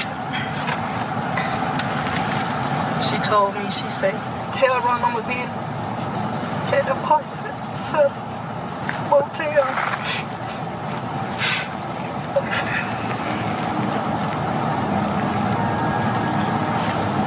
I told her, okay. And I didn't stop her.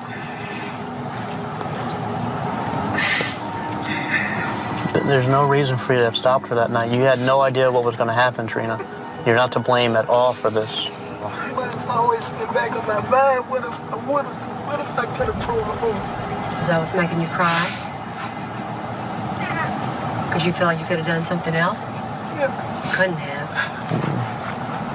You know Maddie was going to do what she wanted to do anyway. Yeah. So. Thank you, Trina. Thank you. The problem is that 6th Street could be anywhere.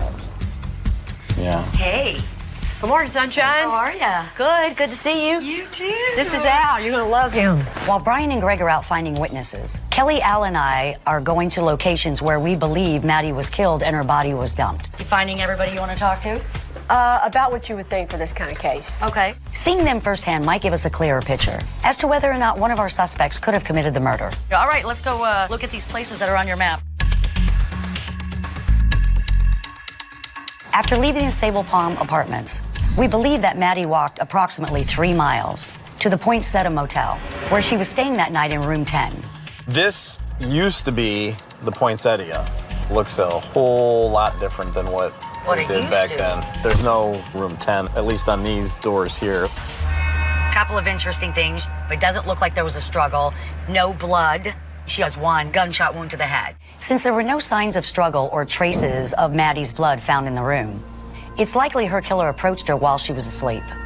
The killer grabbed a sheet off the bed and crumbled it up near Maddie's head to possibly catch the blood spatter before firing the fatal shot through the sheet and into the back of her skull. One sheet had some black powder burns on it. Correct. So that would show that it's at least a close shot. This explains why the sheet found with Maddie's body has 6 bullet holes through it when only 1 shot was fired. Then the killer quickly wrapped the sheet around Maddie's head to soak up any blood before transporting her body away from the scene. And with the way that the hotel is set up, it's fairly easy access to back the vehicle up. Oh, yeah. And quickly get her into the back of the vehicle. And then ultimately she ends up at the rec center. At the rec center, correct. Since the rec center where Maddie's body was found is approximately 4 miles from the hotel, it's safe to assume that the killer placed her body in a vehicle to transport her. It would make sense if Angelo was the killer that he would want to distance Maddie from the motel room that was rented in his name. And if Jerry was a killer, he might have moved the body to hide it from discovery. Her body was dumped right in between this generator and that wall. And there's the picture. Boy, that's exactly the same thing. Take her out of the trunk, drops her, grabs her feet, carries her this way, right behind here, takes the sheets, newspaper, purse, and throws it right on top of her body. So he kind of tried to hide her. Not really, not too much. All the places in between there and here, you know what I'm saying? This is just odd that you picked this. Although the rec center is isolated, especially at night, it was surrounded by woods back then, where it would be easier to hide a body. So if Jerry's the killer and moved her body so it would be hidden, then why would he leave her body still in plain sight? Either Jerry's not our killer or we're missing something.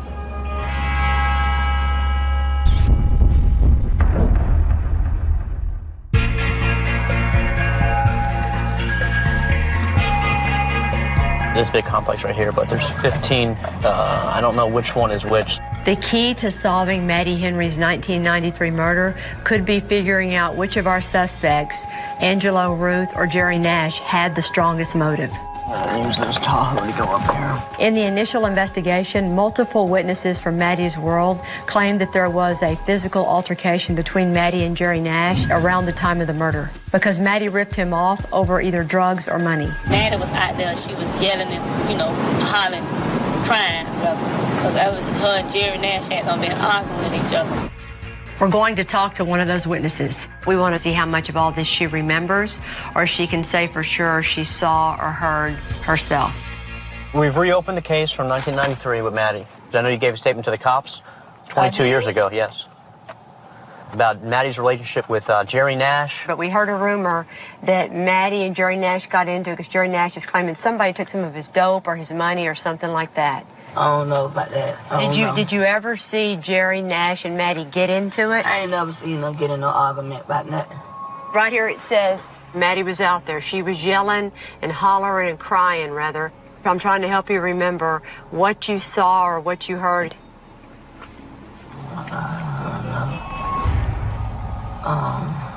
Remembering anything about Jerry Nash? We want to get this case solved. I really want it to get solved, too. So we're working on it. People hate looking in the papers and see your friends and stuff. Don't happen to them. You don't know what happened to them. Yeah. In all these years, you never heard any rumors around here about who killed Maddie? Somebody has to know out here. Somebody got to, of course, somebody got to know. I'll give you my number. If anything else comes to mind, you can give me a call. Can y'all come in a plane car or something? Yeah. Because this make me look like I'm talking to the police. I don't want to be called up. Yeah, we understand that. Not only does this witness not corroborate her old statement, she barely even admits to giving it. It's hard to tell whether or not she doesn't know, she doesn't remember, or she just doesn't want to cooperate because she's afraid of law enforcement, or she just doesn't want to be called a snitch in the neighborhood. We've been good without getting the distrust of the police and people seeing them talk so far. That was our first one, but it's probably not going to be the last. No, I know. Whatever the reason is, it's a big hurdle we're going to need to overcome if we're going to get information out of the witnesses from Maddie's world.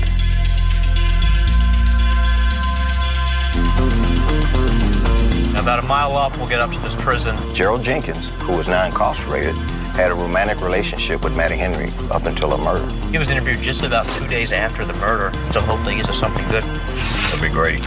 He was open to talking to law enforcement about Jerry Nash back then, and hopefully still will be. When is the last time you saw her?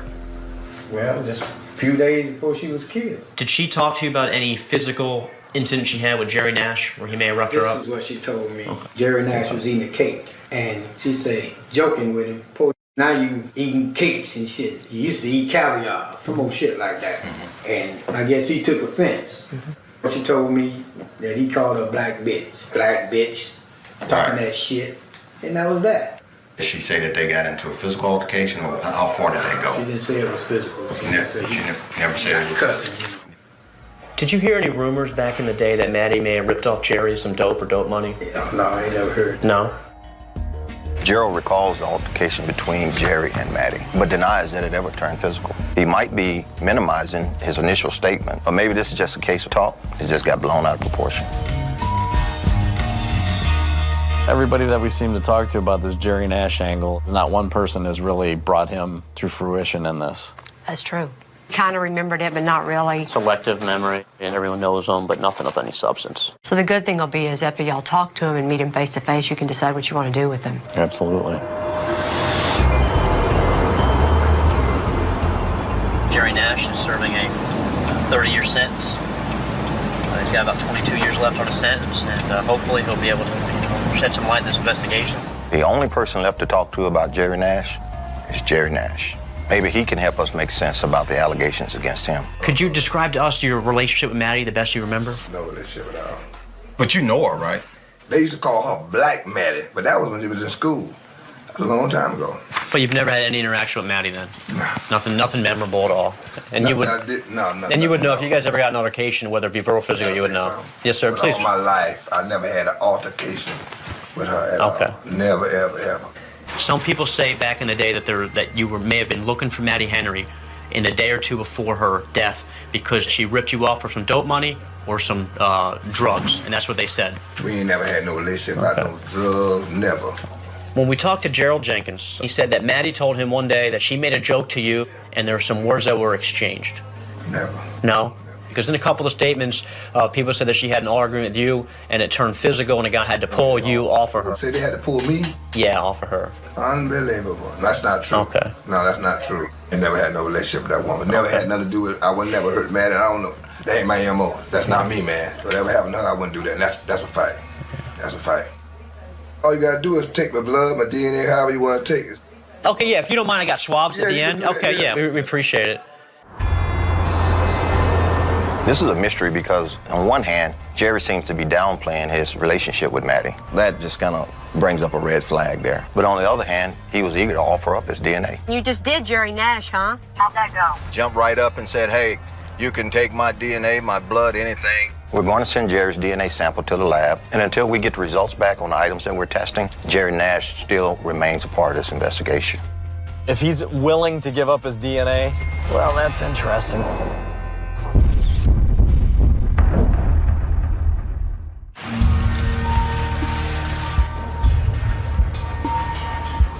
We haven't heard anything concrete about Jerry Nash's alleged altercation with Maddie Henry that may have led to her murder.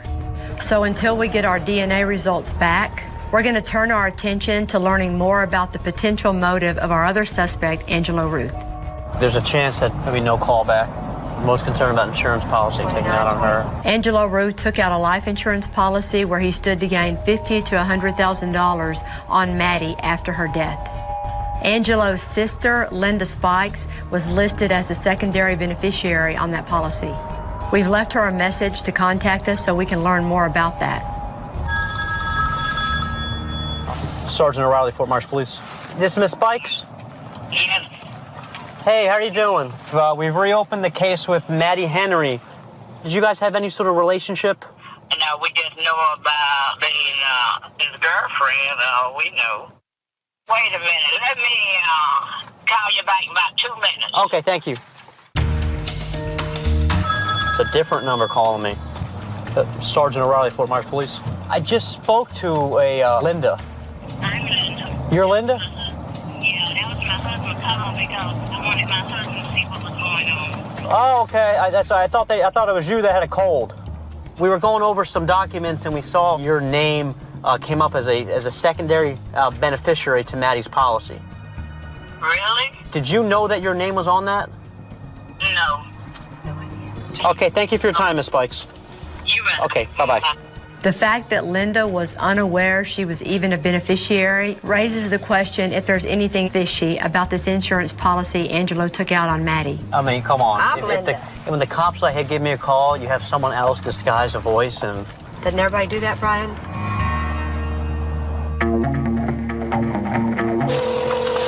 Hello? Hello, may I speak with Bruce?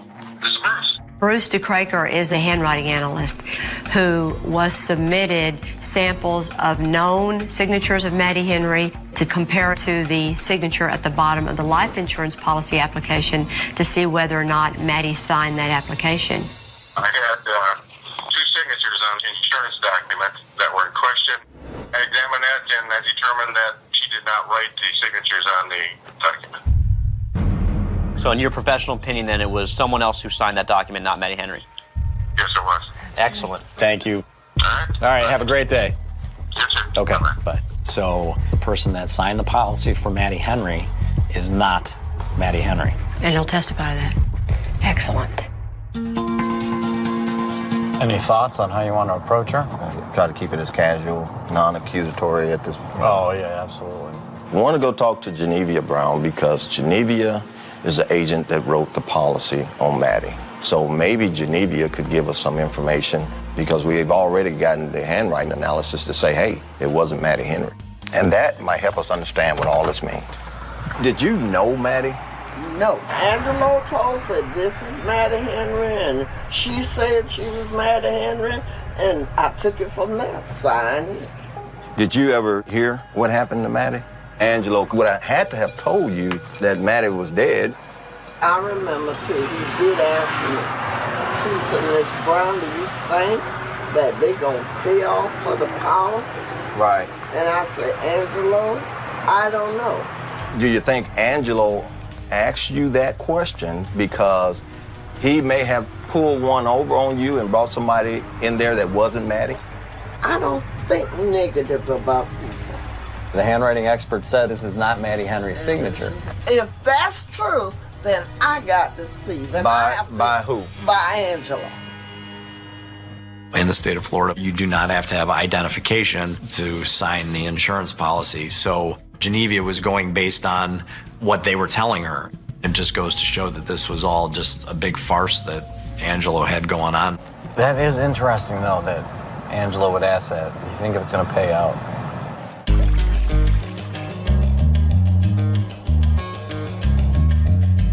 We know that Angelo collected the insurance payout after Maddie's murder. Because his policy was almost 2 years old, it's hard to know if he took it out then with the intent to murder Maddie. But it does make us want to dig deeper into Angelo's financial history to see if we can uncover anything else. If you look at this last sheet that I gave you, He actually had another insurance policy taken out on somebody who passed away, I believe, 3 weeks after the insurance paperwork was completed. This person was ill, but it was never disclosed. it seems to be a pattern with him in regards to hooking up with these sickly, high-risk individuals. Women that either Aren't are gonna be here short long. life expectancy. High risk. Wow. Interestingly enough, I just found these civil cases, and Angelo has 4 pages, That's a 5 lot. pages of This is the most I've ever seen on anybody. No kidding. home foreclosures to Failing to pay taxes. failure to pay taxes. I mean, we're talking a long, long time of financial woes. Right before the murder, it looks like there was a pending litigation, and it was for a household realty corporation, and there was a judgment that was filed against Angelo on the 30th of August, which was just 9 days before Maddie's body was found.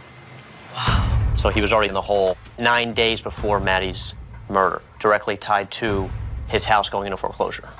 That shows that he's really needing money right before it all happened. Yes. If his financial world is crashing down on him right around that time, and That'd that's be why good. he needs money. Angelo was in debt and about to lose his house just 9 days before Maddie's murder. That is great evidence of financial motive. It could also explain why Maddie's body was moved from the motel but left in a discoverable spot. Of all the places in between there and here, this is just odd that you picked this. Maddie's body would have to be discovered in order for an insurance policy to pay out on Maddie's death.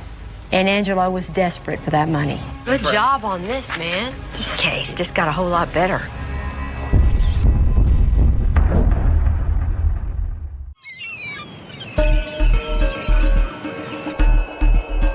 Hey guys. Hello, Sunshine. How's it going? Good to see you. I heard we have some results coming from DNA International. I believe so. We're supposed to place a call to the boys so that we can all listen to what's happening here. You want to give a call? Do you know how to do a conference call? Yeah, right? Hello? Hey, it's Al. We're gonna try to conference call with DNA. Are you guys ready for it? Okay, I got you on speaker, Al. Okay. We sent out the items that were initially collected at the crime scene back in 1993 in the hopes that new technology might bring us additional DNA evidence pointing to one of our suspects, Angela Ruth or Jerry Nash. And now it's time to get the results. Hi, Rachel. It's Detective Antonini with Fort Myers PD. How are you? I'm good. How are you doing? Good. Hi, Rachel. This is Yolanda. The first one's the purse and the wallet. So for the purse and the wallet, we screened both of those for contact DNA, and we got no DNA on either of those items. Okay. Very good. So that's a nothing. What about the 2 sheets? Our initial sample came back and had human and male DNA on it. We've got a mixture of at least 2 people, and it's not a clear major or minor on that, so it... Consistent with the prior test results. Physical evidence doesn't get much better than that. Thank you, Rachel. You've been very helpful. Thanks, Rachel. Thank you. Have a good day. Good to talk to you again. You guys good with that? That's good. Absolutely. It's her blood in a car where she's never even ridden before. It's No, great. I don't care if she rode in this car. How is her blood in the trunk? Right. How does this woman's blood get in the trunk of the car, coupled with all of the other stuff that we have? I mean, that DNA evidence, I'm very happy with it. All right, guys. Well, good luck. If you're going to start maybe possibly talking to the suspect tomorrow, please keep me updated Yes, we will. on what happens. Great to see you. You too. Come on, let's go. I'll buy you a drink. That good news. I like that.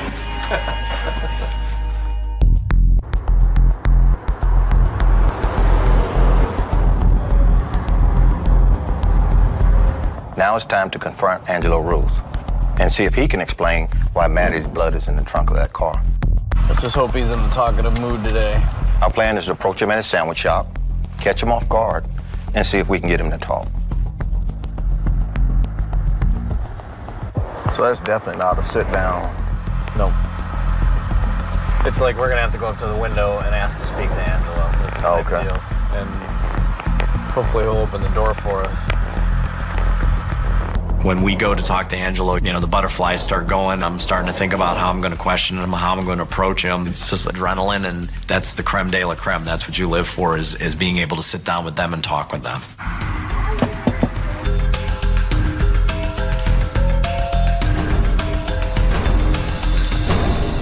Angelo isn't here, which is odd, because from everything that we've heard, he's always at that sandwich shop. It makes you wonder if he heard that we had been asking around about Maddie's murder. We can run by his house. Let's do it. We're gonna try to run by his residence and see if maybe we can catch him there. He could be hiding.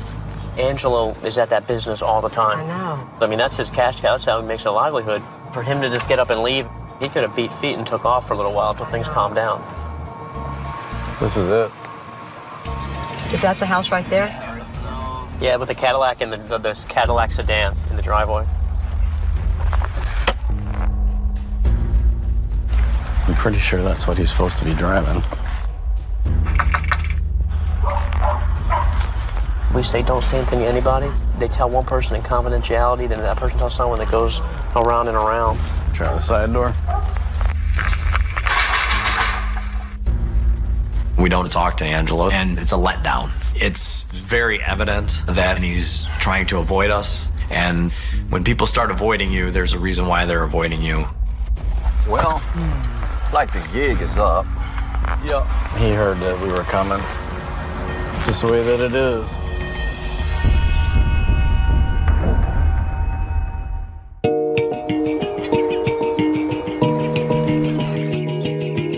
Angelo is nowhere to be found, but we're not giving up. We just need to figure out our next step. 3:30, I would say we could go to the Speedy 2, see if he's there one more time. Well, plus now he'll check your message, and your message sounds friendly, so. Yeah. If he's out of town, he's already out of town. I love you. Detective Antonini. We've left a message on Angelo's voicemail, and hopefully that's him. Apparently, Angelo sought out an attorney. Today. Okay. So he's off limits to us. Well, we can all agree that you didn't need Angelo to say anything else anyway. No, we just had to build a better case against him, which I think we accomplished. We started our investigation with 2 viable suspects. But with everything that we've uncovered, we feel like we have a clearer picture of how Maddie Henry was murdered. What do y'all think about what we should do with Jerry Nash? We talked to Jerry. We talked to Gerald Jenkins. They could not put anything definitive or concrete they could swear to that actually happened between our victim and Jerry Nash. He has no motive.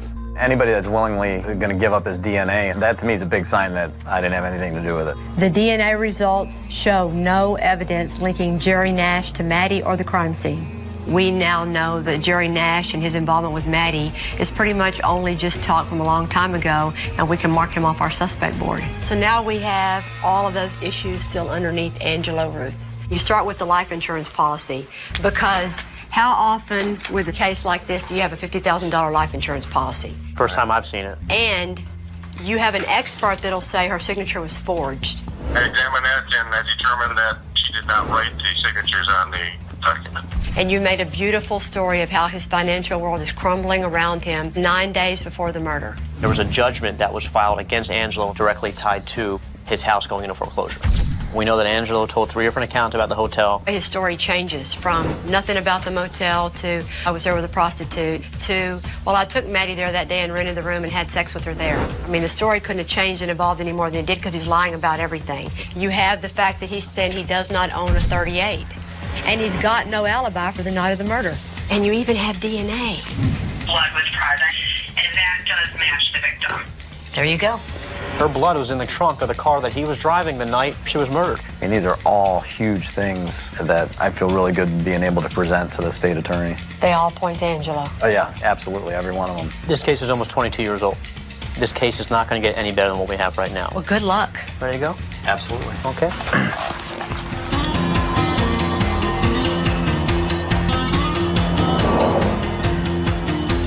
Brian and Al just presented the case to the state's attorney. Now it's time to tell Rhonda where her mother's case stands. You doing all right? Okay. Sometimes, you know, you're kind of drawn because you have to worry about Angelo. How are you doing with all this? He called me yesterday, like, really upset. And I told him, like, I'm starting to get mixed feelings because you're running high. What do you hide from? Rhonda, you don't need to have any mixed feelings. Yeah. We like the case. Okay. Some new stuff came to light, more recent developments that we followed up on. We had a good meeting today. Okay. We laid out the entire case with the state. Right now, the state requires a little bit more information. So we have to get some transcripts to them. We have to get some financial documents to them so they can review it and go forward with it. That's our ultimate hope. The case is still being worked on. Yeah. Okay? We're not going to give up. We're going to keep working this case to give you and your family the closure they deserve. We want justice for Maddie, and we want justice for you. Yeah, something like this need to happen, maybe to stop some of the trigger pulling. If we could bring an end to this case, it brings a message to the community that the Fort Myers Police Department will not stop until we get the person that is responsible for a murder. If we can put that little thought in one murderer's head, it's going to be one less murder, and it's going to be one more family saved. So you be patient.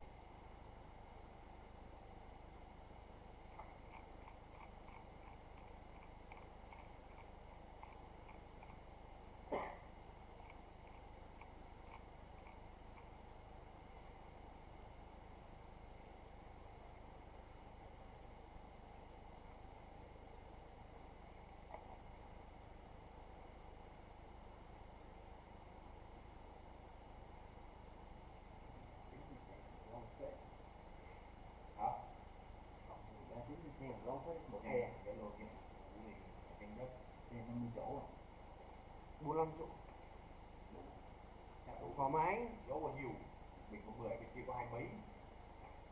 Thì thoải mái. Bên kia con gái thì nó bỏ 5 phết nhỉ. Thì rất tập con gái nhiều.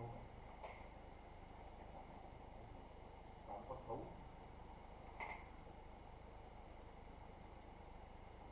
Đường mỗi em Lễ Tân còn làm tệ. Bộ mặt của công ty, của phương tiện sinh, nói gì cũng biết.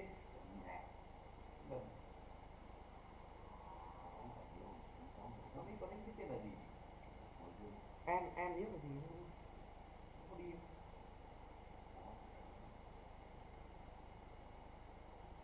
Bạn bảo vào ngày thứ thì không đi đi làm mình ấy.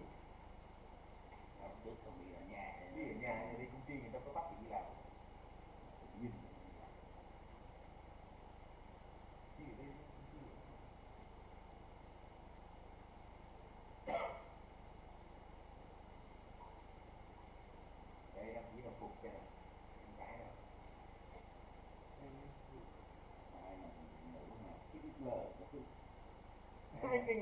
Ông Nghiêm Hải là ông của môn. Đấy đúng rồi. Trưởng phòng sản xuất 2 và thằng Hoàng là trưởng phòng sản xuất 1. Đấy. Còn Lê Hải là trưởng phòng kinh doanh.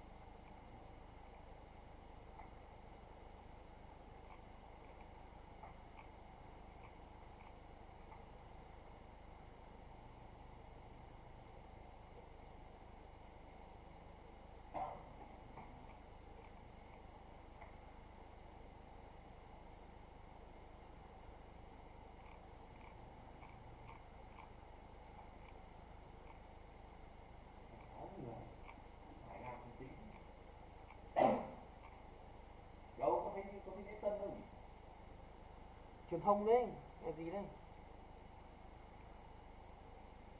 An. Không an. Đúng rồi. Đi truyền thông.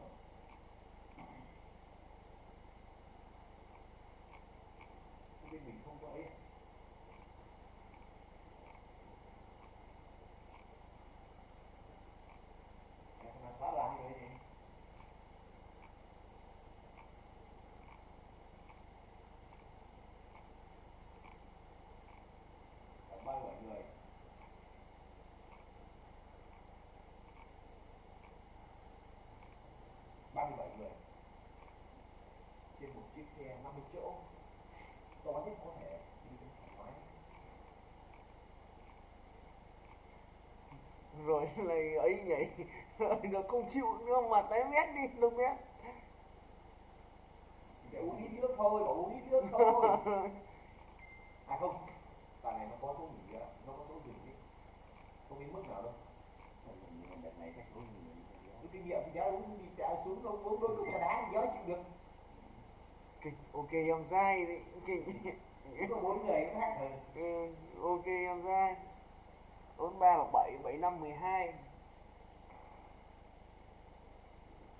Quên bao nhiêu công đi. Không biết gì hẹn nó. Không biết nó kê nhau.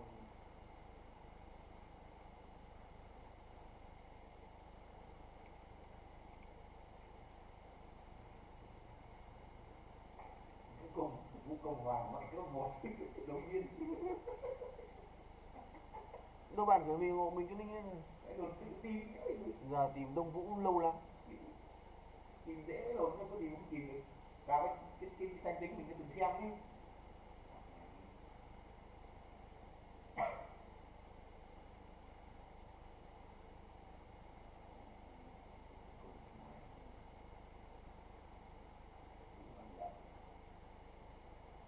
Cái Linh từ đâu hết đấy nhỉ? Mình đâu mà? Với hai người đấy. Cái đôi, cái kiểu anh đôi, từ Đông đến Trang là một đôi. Đúng rồi, từ Đông Trang là còn có béo bao nhiêu? 24 người, Đông Trang thì còn Nam nữa là đúng rồi, 24 người, cái đôi luôn, chứ được. Đấy. Bên kia nó không có ngoại cỡ vậy. Bắt đầu ông Hải mặc size XL á. Ông mình cũng gầy.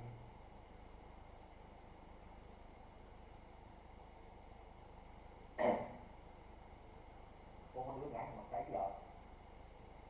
À, Nguyễn Thị Như Hoa XL. Nó cao. Cái đồ thích Trang nhờ đông mặc cái size là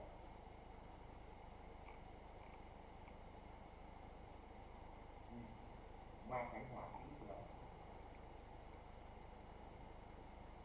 Những cái hay mờ này ngắn gì.